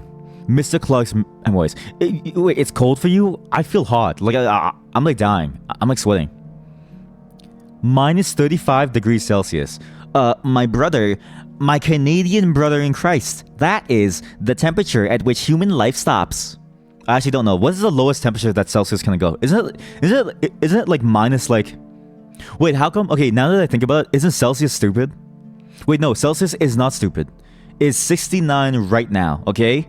I didn't know I was talking to a walking piece of meat. You should look like a well-done piece of steak right now. Mr. Clark, the gentleman chosen by Dr. Raymond to witness the strange experiment of the god Pan, was a person in whose character caution and curiosity were oddly mingled. In his sober thoughts, he thought of the unusual and eccentric with undisguised aversion. And yet, deep in his heart, there was a wide-eyed inquisitiveness with respect to all the more recondite and esoteric elements in the nature of man. The latter tendency had prevailed when he accepted Raymond's invitation, for though his considered judgment had always repudiated the doctor's theories of the wildest nonsense, yet he secretly hugged a belief in fantasy, and would have rejoiced to see that belief confirmed. The horrors that he witnessed in the dreary laboratory were to a certain extent salutary. He was conscious of being involved in an affair not altogether reputable, and for many years afterwards he clung bravely to the commonplace, rejected all occasions of occult investigation. Indeed, on some homeopathic principle, for he for some time attended the seances of distinguished mediums, hoping that the clumsy tricks of these gentlemen would make him altogether disgusted with mysticism of every kind. But the remedy, though caustic, was not efficacious. Clark knew that he still pined for the unseen, and little by little, the old passion began to reassert itself, as the face of Mary, shuddering and convulsed with an unknown terror, faded slowly from his memory. Occupied all day in pursuits both serious and lucrative, the temptation to relax in the evening was too great, especially in the winter months when the fire cast a warm glow over his snug bachelor apartment, and a bottle of some choice claret stood ready by his elbow. Or claret or something like that? I'm guessing they mean Fahrenheit. No. Fahrenheit doesn't exist. Everyone knows that the Canadian Celsius that the Celsius system is correct, okay? 0 being the point of freezing makes logical sense. Do you know why? Because his dinner digested, he would make a brief pretense of reading the evening paper, but the mere catalogue of news soon piled upon him, and Clark would find himself casting glances of warm desire in the direction of an old Japanese bureau which stood at a pleasant distance from the hearth. Like a boy before a jam closet, for a few minutes he would hover indecisive, but lust always prevailed, and Clark had ended by drawing up his chair, lighting a candle, and sitting down before the bureau. Its pigeonholes and drawers teemed with documents on the most morbid subjects. In the well, and in the well reposed a large manuscript volume, in which he had painfully entered the gems of his collection. Clark had a fine contempt for published literature. The most ghostly stories ceased to interest him, as if it happened to be printed. His sole pleasure was in the reading, compiling, and rearranging what he called his memoirs to prove the existence of the devil. And engaged in this pursuit, the evening seemed to fly, and the night appeared too short. On one particular stick thing, don't go back to the book, finish your sentence. Well, the reason why 0 makes sense is, on one particular evening, an ugly December night, black with fog and raw with frost, Clark hurried over his dinner, and scarcely deigned to observe his customary ritual of taking up the paper and laying it down again. Sorry, small nitpick. If you ever edit like a book, like an ebook or something, or just a regular book, for the love of God, if it's just gonna end in 2 words, please just put it on the last page. He paced 2 or 3 times up and down the room, and opened the bureau, stood still a moment, and sat down. He leant back, absorbed in one of those dreams to which he was subject, and at length drew out his book, and opened it at the last entry. There were 3 or 4 pages densely covered with Clark's round, set penmanship, and at the beginning he had written in a somewhat larger hand, "Singular narrative told me by my friend, Dr. Phillips. He assures me that all the facts related therein are strictly and wholly true, but refuses to give either the surnames of the persons concerned or the place where these extraordinary events occurred." Note 2, the strange capitalization.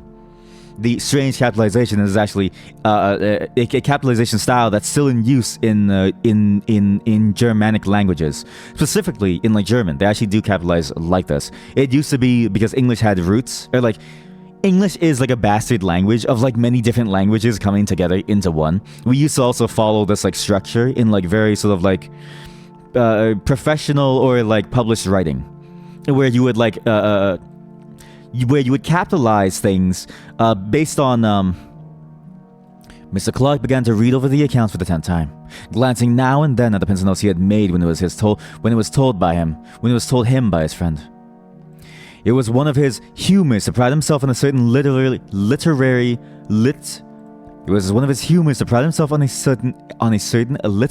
ability. That word makes me stutter. This word makes me stutter really, really hard. He thought well of his style and took pains in arranging the circumstances in dramatic order. He read the following story. The persons concerned in this statement are Helen V., who, if she is still alive, must now be a woman of 23. Rachel M., since deceased, who was a year younger than the above. and Trevor W., an imbecile, aged 18. An imbecile, okay? Back then, again, this is a very different time, okay? This is when we still use different words to explain mental conditions, right? These persons were at the period of the story inhabitants of a village on the borders of Wales. Any Welsh viewers? I'm so sorry. I didn't know. A place of some importance in the time of the Roman occupation. But now a scattered hamlet of not more than 500 souls. It is situated on a rising ground about 6 miles from the sea and is sheltered by a large and picturesque forest. Some 11 years ago, Helen V came to the village under rather peculiar circumstances. It is understood that she, being an orphan, was adopted in her infancy by a distant relative, who brought her up in his own house until she was 12 years old. Thinking, however, that it would be better for the child to have playmates of her own age, he advertised in several local papers for a good home in a comfortable farmhouse for a girl of 12. And his advertisement was answered by Mr. R, a well-to-do farmer in the above-mentioned village. His references proving satisfactory, the gentleman sent his adopted daughter to Mr. R with a letter which he stipulated that the girl should have a room to herself and stated that her guardians need be at no trouble in the manner of education, as she was already sufficiently educated for the position in life which she would occupy. In fact, Mr. R was given to understand that the girl would be allowed to find her own occupations and spend her time almost as she liked. Mr. R duly met her at the nearest station, a town 7 miles away from his house, and seems to have remarked nothing extraordinary about the child except that she was reticent as to her former life and her adopted father. She was, however, of a very different type from the inhabitants of the village. Her skin was a pale, clear olive, and her features were strongly marked and of a somewhat foreign character. She appears to have settled down easily enough into farmhouse life and became a favorite with the children, who sometimes went with her on her rambles in the forest, for this was her amusement. Mr. R states that he has known her to go out by herself directly after their early breakfast, and not return until after dusk, and that, feeling uneasy at a young girl being out alone for so many hours, he communicated with her adopted father, who replied in a brief note that Helen must do as she chose. In the winter, when the forest paths are impassable, she spent most of her time in her bedroom, where she slept alone, according to the instructions of her relative.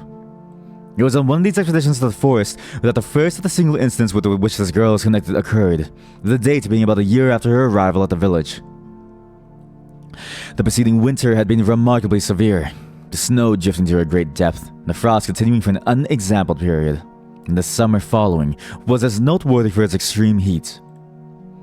On one of the very hottest days of the summer, Helen V left the farmhouse for one of her long rambles in the forest, taking with her, as usual, some bread and meat for lunch. She was seen by some men in the fields making for the old Roman road, a green causeway which traverses the highest parts of the wood, and they were astonished to observe that the girl had taken off her hat, though the heat of the sun was already tropical. As it happened, a laborer, Joseph W. by name, was working in the forest near the Roman road, and at 12 o'clock his little son, Trevor, brought the man his dinner of bread and cheese. Sorry, I burped. After the meal, the boy, who was about 7 years old at the time, left his father at work, and, I'm so gassy, sorry, as he said, went to look for flowers in the wood, and the man, who could hear him shouting with delight at his discoveries, felt no uneasiness. Suddenly, however, he was horrified at hearing the most dreadful screams, evidently the result of great terror, proceeding from the direction in which his son had gone, and he hastily threw down his tools and ran to see what had happened. Tracing his path by the sound, he met a little boy who was running headlong and was evidently terribly frightened. And on questioning him, the man elicited that after picking a posy of flowers, he felt tired and lay down on the grass and fell asleep. He was suddenly awakened, as he stated, by a peculiar noise, a sort of singing he called it. And on peeping through the branches, he saw Helen V playing on the grass with a strange naked man, who he seemed unable to describe more fully. He said he felt dreadfully frightened and ran away crying for his father. Joseph W. proceeded in the direction indicated by his son and found Helen V sitting on the grass in the middle of a glade or open space left by charcoal burners.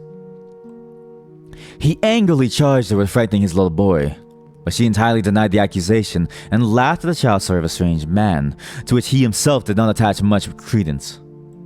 Joseph W. came to the conclusion that the boy had woke up with a sudden fright, as children sometimes do. But Trevor persisted in the story, and continued in such evident distress that at last his father took him home, hoping that his mother would be able to soothe him. For many weeks, however, the boy gave his parents much anxiety. He became nervous and strange in his manner, refusing to leave the cottage by himself, and constantly alarming the household by waking in the night with cries of, "The man in the wood! Father! Father!" In course of time, however, the impression seemed to have worn off, and about 3 months later he accompanied his father to the home of a gentleman in the neighborhood for whom Joseph W. occasionally did work. The man was shown into the study, and the little boy was left sitting in the hall, and a few minutes later, while the gentleman was giving W his instructions, they were both horrified by a piercing shriek and the sound of a fall, and rushing out they found the child lying senseless on the floor, his face contorted with terror. The doctor was immediately summoned. After some examination, he pronounced the child to be suffering from a kind of fit, apparently produced by a sudden shock. The boy was taken to one of the bedrooms, and at some time recovered consciousness, but only to pass into a condition described by the medical man as one of violent hysteria. Fun fact, the word hysteria, by the way, its roots are in the word sort of your histamine, right? Your was it, or your hymen? Basically, the root of the word is like very, very closely tied to like womanhood in general, and usually doctors would usually use hysteria specifically when diagnosing women for some kind of issue. It was actually a very common issue of like women would typically be dismissed during medical diagnosis. It still happens, but back then it was very, very often they would just be dismissed with hysteria, and then they would shortly die after because their conditions are real. How many more pages are left? As many pages as there has to be. Again, if you find it to be too much, you may simply leave. Or you may simply come back in just a moment. That's fine. We do what I want to do. But yes, there are as many pages as there needs to be left to tell the story. The doctor exhibited a strong sedative. In the course of 2 hours, pronounced him fit to walk home. But in passing through the hall, the paroxysms of fright returned, and with additional violence. The father perceived that the child was pointing at some object, and heard the old cry, "The man in the wood!"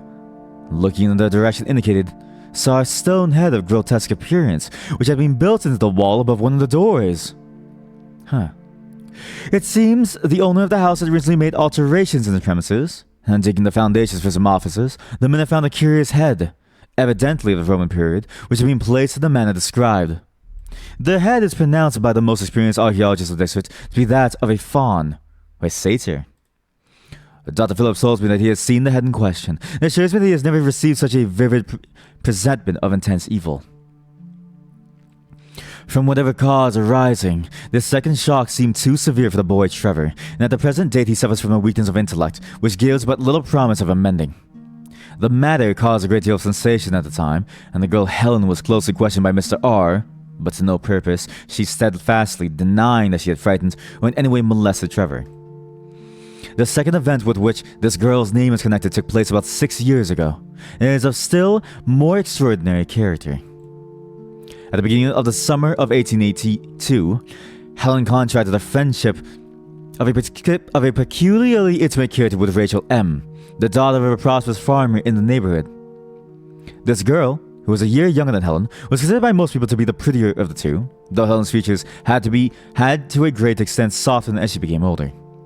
The two girls, who were together on every available opportunity, presented with a singular contrast, the one with her clear olive skin and almost Italian appearance, and the other of the proverbial red and white of our rural districts. It must be stated that the payments made to Mr. R for the maintenance of Helen were known in the village for their excessive liberality, and the impression was general that she would one day inherit a large sum of money from a relative. The parents of Rachel were therefore not averse from their daughter's friendship with the girl, and even encouraged the intimacy, though they now bitterly regret having done so.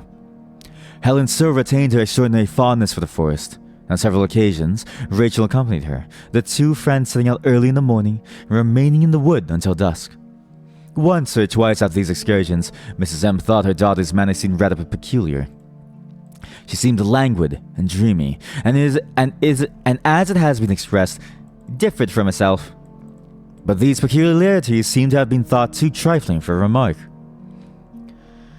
One evening, however, after Rachel had come home, her mother heard a noise which sounded like suppressed weeping in the girl's room, and on going in found her lying, half undressed, upon the bed, evidently in the greatest distress.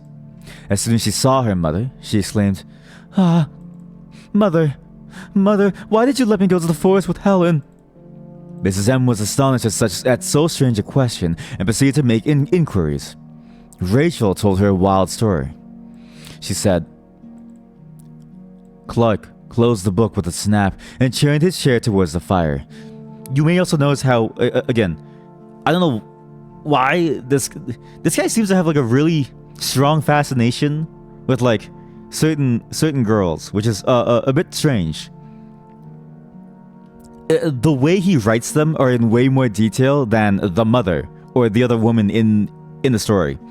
It's a very key thing that you'll notice in a lot of these writings. Again, you will notice a lot of really messed up things if you really think about it in these writings. This is all an artifact of what was more socially acceptable, even if it wasn't right back then, but more socially acceptable of the times. These are very old stories. Clark closed the book with a snap and turned his chair towards the fire. When his friend sat one evening in that very chair and told his story, Clark had interrupted them at a point a little subsequent to this, had cut short his words in a paroxysm of horror. "My God," he exclaimed. Think what you were saying. It's too incredible, too monstrous. Such things can never be in this quiet world, where men and women live and die, and struggle and conquer, or maybe fail, and fall down under sorrow, and grieve and suffer strange fortunes for many a year. But not this, Phillips, not such things as this. There must be some explanation, some way out of the terror. Why, man, if such a case were possible, our Earth would be a nightmare. But Phillips had told the story to the end, concluding, "Her flight remains a mystery to this day. She vanished in broad sunlight. They saw her walking in a meadow. A few moments later, she was not there." Clark tried to conceive the thing again, as he sat by the fire, and again his mind shuddered and shrank back, appalled before the sight of such awful, unspeakable elements enthroned as it were, and triumphant in human flesh. Before him stretched the long, dim vista of the green causeway in the forest, as his friend had described it. He saw the swaying leaves and the quivering shadows on the grass. He saw the sunlight and the flowers, and far away, far in the long distance, the two figures moved toward him. One was Rachel, but the other? Clark had tried his best to disbelieve it all, but at the end of the account, as he had written it in his book, he had placed the inscription, "A diabolus incarnatus est, a homo factus est." I don't know what that means. I don't know if I read that right. My Latin is like awful, but I'm assuming it is the devil incarnate. It is true or something. It is the devil incarnate something true. I need to go use the washroom. I'll be right back, and then we'll continue with chapter 3. BRB. Okay, we're back. Sorry about that. Chapter 3. The City of Resurrections. Herbert! Good God, is it possible? Yes, my name's Herbert. I don't think I know your face too, but I don't remember your name. My memory is very queer. Don't you, recollect Villiers of Wadham? So it is. I beg your pardon, Villiers. I didn't think I was begging of an old college friend. Good night. My dear fellow, this haste is unnecessary. My rooms are close by, but we won't go there just yet. Suppose we walk up Shaftesbury Avenue a little way?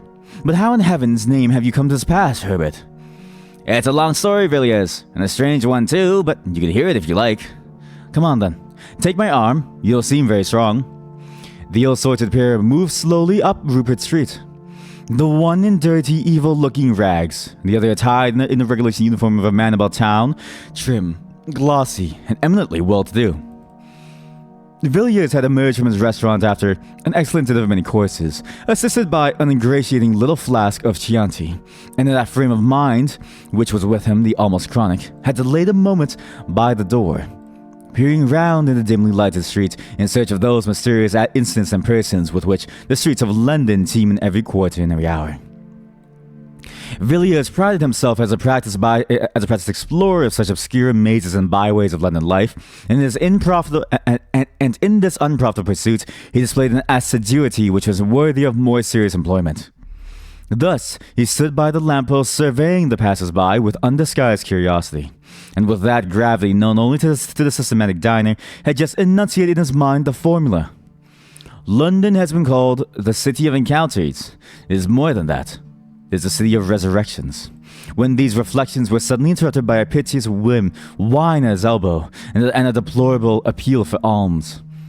He looked around in some irritation, and with a sudden shock found himself confronted with the embodied proof of his somewhat stilted fancies. There, close beside him, his face altered and disfigured by poverty and disgrace, his body barely covered by greasy, ill-fitting rags, stood his old friend, Charles Herbert, who had matriculated on the same day as himself, with whom he had been merry and wise for 12 revolving terms. Different occupations and varying interests had interrupted the friendship, and it was 6 years since Villiers had seen a Herbert. And now he looked upon this wreck of a man with grief and dismay, mingled with a certain inquisitiveness as to what dreary chain of circumstances had dragged down to such a doleful pass. Villiers felt together with compassion all the relish of the amateur in mysteries, and congratulated himself on his leisurely speculations outside the restaurant. I will say, Arthur had a way with words.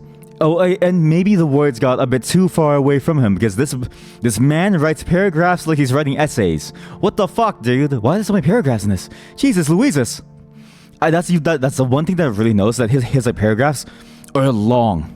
They're very, very long. And it's funny because if you think about what is like good writing, right? I'm always reminded of that tale of the writer of The Sopranos, who, when he wanted to learn about how to be better at script writing, the tale goes that he bought a guidebook on how to be better at script writing. And when he opened it, the first line that he read was, "Go watch The Sopranos and then come back and read the rest of this." And it's a bit like that tale of the great clown, Tiaglo or something. And it's like, oh, but the great clown is in town. And it's like, you should see him if you're sad. And then the patient goes, but sir, I am that clown, and I am sad. Sometimes good writing isn't some like structure. There is some structure, obviously. You want to have relatively structured ideas and a thread that you can follow. But even the structure of writing is malleable. The structure, the words that you use, and those little alliterations that come up in the story time and time again, the way things sort of like roll off your tongue, that in itself is an art that you can use to push the story further and further ahead. They walked on in silence for some time, and more than one passerby stared in astonishment at the unaccustomed spectacle of a well-dressed man with an unmistakable beggar hanging onto his arm. And, observing this, Villiers led the way to an obscure street in Soho. Here, he repeated his question. How on earth had it happened, Herbert? I always understood you would succeed in an excellent position in Dorsetshire. Did your father disinherit you? Surely not. No, Villiers. I came into all the property at my poor father's death. He died a year after I left Oxford. He was a very good father to me, and I mourned his death sincerely enough. But you know what young men are. 2 months later, I came out to town and went to a good deal into society. Of course, I had excellent introductions, and I managed to enjoy myself very much in a harmless sort of way. I played a little, certainly, but never for heavy stakes, and the few bets I made on races brought me in money. Only a few pounds, but enough to pay for my cigars and such petty pleasures. It was in my second season that the tide turned. Of course, you have heard of my marriage. No, I've never heard of it. No, I never heard anything about it. Yes, I merely... Tongue exercises. Oh, ow, my jaw. Oh my god. Ugh. Yes, I married Villiers. I met a girl of the most wonderful and most strange beauty at the house of some people whom I knew. I cannot tell you her age. I never knew it, but so far as I can guess, I should think she must have been about 19 when I made her acquaintance. My friends had come to know her at Florence. She told them she was an orphan, the child of an English father and an Italian mother. and she charmed them as she charmed me. The first time I saw her was at an evening party. I was standing by the door talking to a friend, when suddenly above the hum and babble of conversation, I heard a voice which seemed to thrill to my heart. She was singing an Italian song. I was introduced to her that evening, and in 3 months I married Helen. Oh fuck. Helen, the girl from the previous stories. Villiers, that woman, if I can call her woman, corrupted my soul. The night of the wedding, I found myself sitting in a bedroom in the hotel, listening to her talk. She was sitting up in bed, and I listened to her as she spoke in a beautiful voice, spoke of things which even now I would dare not whisper in the blackest night, though I stood in the midst of a wilderness. You, Villiers, you may think you know life, and London, and what goes on day and night in this dreadful city. For all I can say, you may have heard the talk of the vilest, but I tell you, you can have no conception of what I know. Not in your most fantastic, hideous dreams can you have imagined forth the faintest shadow of what I have heard and seen. Yes, seen. I have seen the incredible, such horrors that even I myself stop in the middle of the street and ask whether it is possible for a man to behold such things and live. In a year, Villiers, I was a ruined man, in body and soul. In body and soul. But your property, Herbert. You had land in Dorset. I sold it all. The field and woods, the dear old house, everything. And the money? She took it all from me, and then left you. Yes, she disappeared one night. I don't know where she went, but I'm sure if I saw her again, it would kill me. The rest of my story is of no interest. Sordid misery, that is all. You may think, Villiers, that I have exaggerated and taught for effect, but I have not told you half. I could tell you certain things which would convince you, but you would never know a happy day again. You would not pass the rest of your life as I pass mine, a haunted man, the man who has seen hell. Villiers took the unfortunate man to his rooms and gave him a meal. Herbert could eat a little, and Herbert could eat little, and scarcely touch the glass of wine set before him. He sat moody and silent by the fire, and seemed relieved when Villiers sent him away with a small present of money. "By the way, Herbert," said Villiers, as they parted at the door, "what was your wife's name? You said Helen, I think. Helen what?" "The name she passed under when I met her was Helen Vaughn, but what her real name was I can't say. I don't think she had a name. No, not in that sense. Only human beings have names, Villiers.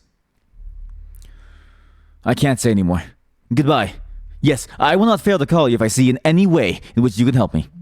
Good night." The man went out into the bed at night, and Villiers returned to his fireside. There was something about Herbert which shocked him inexpressibly.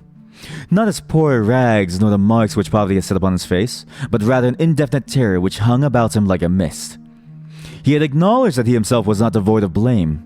The woman, he had avowed, had corrupted him body and soul, and Villiers felt that this man, once his friend, had been an actor in scenes evil beyond the power of words. His story needed no confirmation.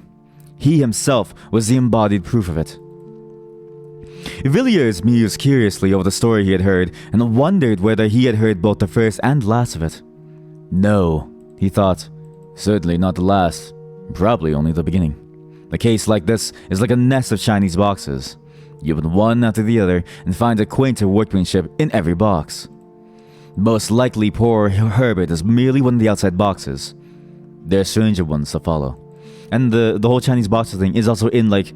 This is also known as like a Matryoshka doll, right? That's like the Russian version of like you have like a doll, you open up, it's like a smaller doll in the side. Similar concept. Villiers could not take his mind away from Herbert and his story, which seemed to grow wilder as the night wore on. The fire seemed to burn low, and the chilly air of the morning crept into the room. Villiers got up with a glance over his shoulder, and, shivering slightly, went to bed. A few days later, he saw at his club a gentleman of his acquaintance, named Austin, who was famous for both his intimate knowledge of London life, both in its tenebrious and luminous phases. Villiers, still full of his encounter in Soho and its consequences, thought Austin might possibly be able to shed some light on Herbert's history, and so after some casual talk, he suddenly put the question. Do you happen to know anything of a man named Herbert? Charles Herbert? Austin turned round sharply and stared at Villiers with some astonishment. Charles Herbert? Weren't you in town 3 years ago? No. And you have not heard of the Paul Street case? It caused a good deal of sensation at the time. What was the case? Well, a gentleman, a man of very good position, was found dead, stark dead, in the area of a certain house in Paul Street, off Tottenham Court Road. Of course, the police did not make the discovery. If you happen to be sitting up all night and have a light in your window, the constable will ring the bell, but if you happen to be lying dead in somebody's area, you'll be left alone. In this instance, as in many others, the alarm was raised by some kind of vagabond. I don't mean a common tramp or a public house loafer, but a gentleman whose business or pleasure, both, made him a spectator of the London street at 5 o'clock in the morning. This individual was, as he said, going home. Did not appear whence or whither, and had occasion to pass through Paul Street between 4 and 5 a.m. Something or other caught his eye at number 20. He said, absurdly enough, the house had been the most unpleasant physiognomy that he had ever observed. But, at any rate, he glanced down the area and was a good deal astonished to see a man lying on the stones, his limbs all huddled together, and his face turned up. A gentleman thought his face looked peculiarly ghastly, and so set off at a run in search of the nearest policeman. The constable was at first inclined to treat the matter lightly, suspecting common drunkenness. Sorry. Ugh, I need to start reading better. However, he came. End of story. Just like, what? What happened, Austin? No, just simply, he came. His briefs were all covered, crusty and dried, like flakes. Flakes of baby powder. I had to drink some water. Sorry. I just had to, go crazy with it. Where did he come? Well, God, I lost it. In which line did he come? Except for doctor. Wait. However, he came, and after looking at the man's face, changed his tone quickly enough. The early bird who had picked up this fine worm was sent off for a doctor, and the policeman rang and knocked at the door till a slatternly servant girl came down looking more than half asleep. The constable pointed out the contents of the area to the maid, who screamed loudly enough to wake up the street, but she knew nothing of the man. Had never seen him at the house, and so forth. Meanwhile, the original discoverer had come back with a medical man, and the next thing was to get into the area. The gate was open, and so the whole quartet stumped down the steps. The doctor hardly needed a moment's examination. He said the poor fellow had been dead for several hours, and it was then the case began to get interesting. The dead man had not been robbed, and in one of his pockets were papers identifying him as a man of good family and means, a favorite in society, and nobody's enemy, as far as could be known. I don't give his name, Villiers, because it has nothing to do with the story, and because there's no good raking up these affairs about the dead when there are no relations living. The next curious point was that the medical men couldn't agree as to how he met his death. There were some slight bruises on his shoulders, but they were so slight that it looked as if he had been pushed roughly out of the kitchen door, and not thrown over the railings from the street or even dragged down the steps. But there were positively no other marks of violence about him. Certainly none that would account for his death. And when they came to the autopsy, there wasn't a trace of poison of any kind. Of course, the police wanted to know all about the people at number 20. And here again, so I have heard from private sources, one or two of the very curious points came out. It appears that the occupants of the house were Mr. and Mrs. Charles Herbert. Oh, fuck. That was... Wow, I felt like a weird, sense of, oh my god. It was like a sense of, shock, or, goosebumps, or, something. He was said to be a landed proprietor, though it struck most people that Paul Street was not exactly the place to look for country gentry. As for Mrs. Herbert, nobody seemed to know who or what she was, and, between ourselves... What? I fancy that the divers after her history found themselves in rather strange waters. Of course, they both denied knowing anything about the deceased, and in default of any evidence against them, they were discharged. But some very odd things came out about them. Though it was between 5 and 6 in the morning when the dead man was removed, a large crowd had collected, and several of the neighbors ran to see what was going on. They were pretty free with their comments, by all accounts, and from these it appeared that number 20 was in very bad odor in Paul Street. The detectives tried to trace down these rumors to get some solid foundation of fact, but could not get a hold of anything. People shook their heads and raised their eyebrows and thought the Herberts rather queer, would rather not be seen going into the house, and so on, but there was nothing tangible.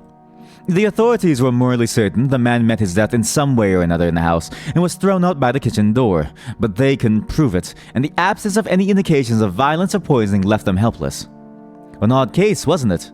But curiously enough, there's something more that I haven't told you. I happen to know one of the doctors who was consulted as to the cause of death, and sometime after the inquest, I met him and asked him about it. Do you really mean to tell me, I said, that you were baffled by the case and that you actually don't know what the man died of? Oh, pardon me, he replied. I know perfectly well what caused death. Blank died of fright, of sheer awful terror. I never saw features so hideously contorted in the entire course of my practice. And I have seen the faces of a whole host of dead. The doctor was usually a cool customer enough, and a certain vehemence in his manner struck me, but I couldn't get anything more out of him. I suppose the Treasury didn't see their way to prosecuting the Herberts for frighting a man to death. At any rate, nothing was done, and the case dropped out of men's minds. Do you happen to know anything of Herbert? Well, replied Villiers. He was an old college friend of mine. You don't say so. Have you ever seen his wife? No, I haven't. I've lost sight of Herbert for many years. It's queer, isn't it? Parting with a man at the college gates or at Paddington, seeing nothing of him for years, and then finding him pop up his head in such an odd place. But I should have liked to have seen Mrs. Herbert. People said extraordinary things about her. What sort of things? Well, I hardly know how to tell you.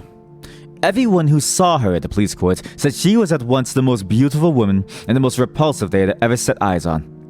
I have spoken to a man who saw her, and I assure you, he positively shuddered as he tried to describe the woman. But he couldn't tell why. She seems to have been a sort of enigma, and I expect that if one dead man could have told tales, he would have told some uncommonly queer ones. And there you are again in another puzzle. What could a respectable country gentleman like Mr. Blank, we'll call him that if you don't mind, want in such a very queer house as number 20? It's altogether a very odd case, isn't it?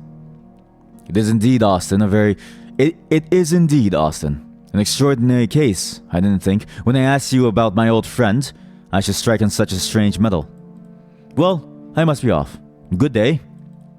Villiers went away, thinking of his own conceit of the Chinese boxes. Here was quaint workmanship. Indeed, a mystery to unravel. One thing I will say about the story, I did not expect the story to then sort of like go into a bit of like a mystery almost. The story is told fascinatingly. If you remember or if you recall, if you ever like played Sherlock Holmes games from like the Frog Studio, I forget what they call it, Frog something.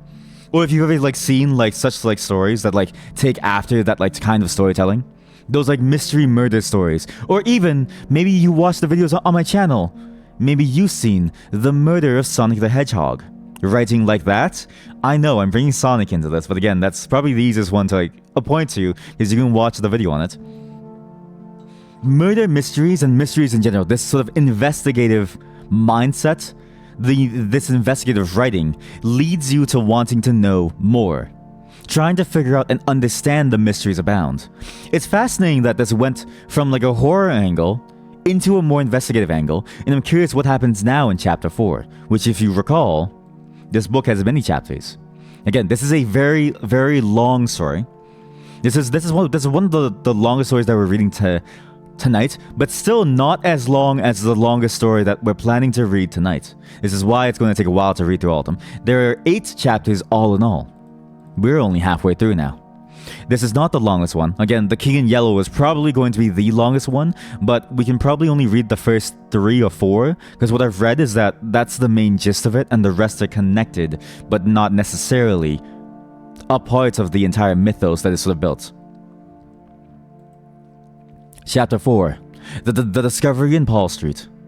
A few months after Villiers' meeting with Herbert, Mr. Clark was sitting, as usual, by his after-dinner hearth, resolutely guarding his fancies from wandering in the direction of the bureau. For more than a week he had succeeded in keeping away from the memoirs, and he cherished hopes of a complete self-reformation. This honestly, his character reads like somebody trying to stay away from like porn, trying to do like nofap. Like, I'm not gonna do it. I'm not gonna look up big titties. I won't look up big titties. I swear to God I won't. But he always fails, and the big titties flash up on his screen again, and he starts nutting all over the place, covered, just like that guy from South Park. Too addicted, huh? Yes, too addicted to the memoirs. He can't self-reform himself. The nut must flow. The nut must flow. Why has there ever been a porn parody of like Dune? Like, you know how like in like Dune the like line is, the spice must flow. Has there ever been a porn parody of Dune where the characters go, the nut must flow, and it's like a dude goes, to the VOD viewers, this is a great clip if you ever want the clip. No. This is a real honest discussion, okay? There are porn parodies of every single series out there. There's a porn parody of Star Wars where the person gets teleported in and they're naked. And then they start fucking. So imagine a porn parody of Dune. The net must flow. For more than a week he had succeeded in keeping away from the memoirs, and he cherished hopes of a complete self-reformation. But, in spite of his endeavors, he could not hush the wonder and the strange curiosity that the last case he had written down had excited within him. Oh, sorry, I got a text. Give me one moment. The dog is here, which means we're gonna take a break on the reading. We'll come back with some more reading after, but we're gonna switch to something a bit more quieter, just so she can like relax, because she is tired. She is very, very tired.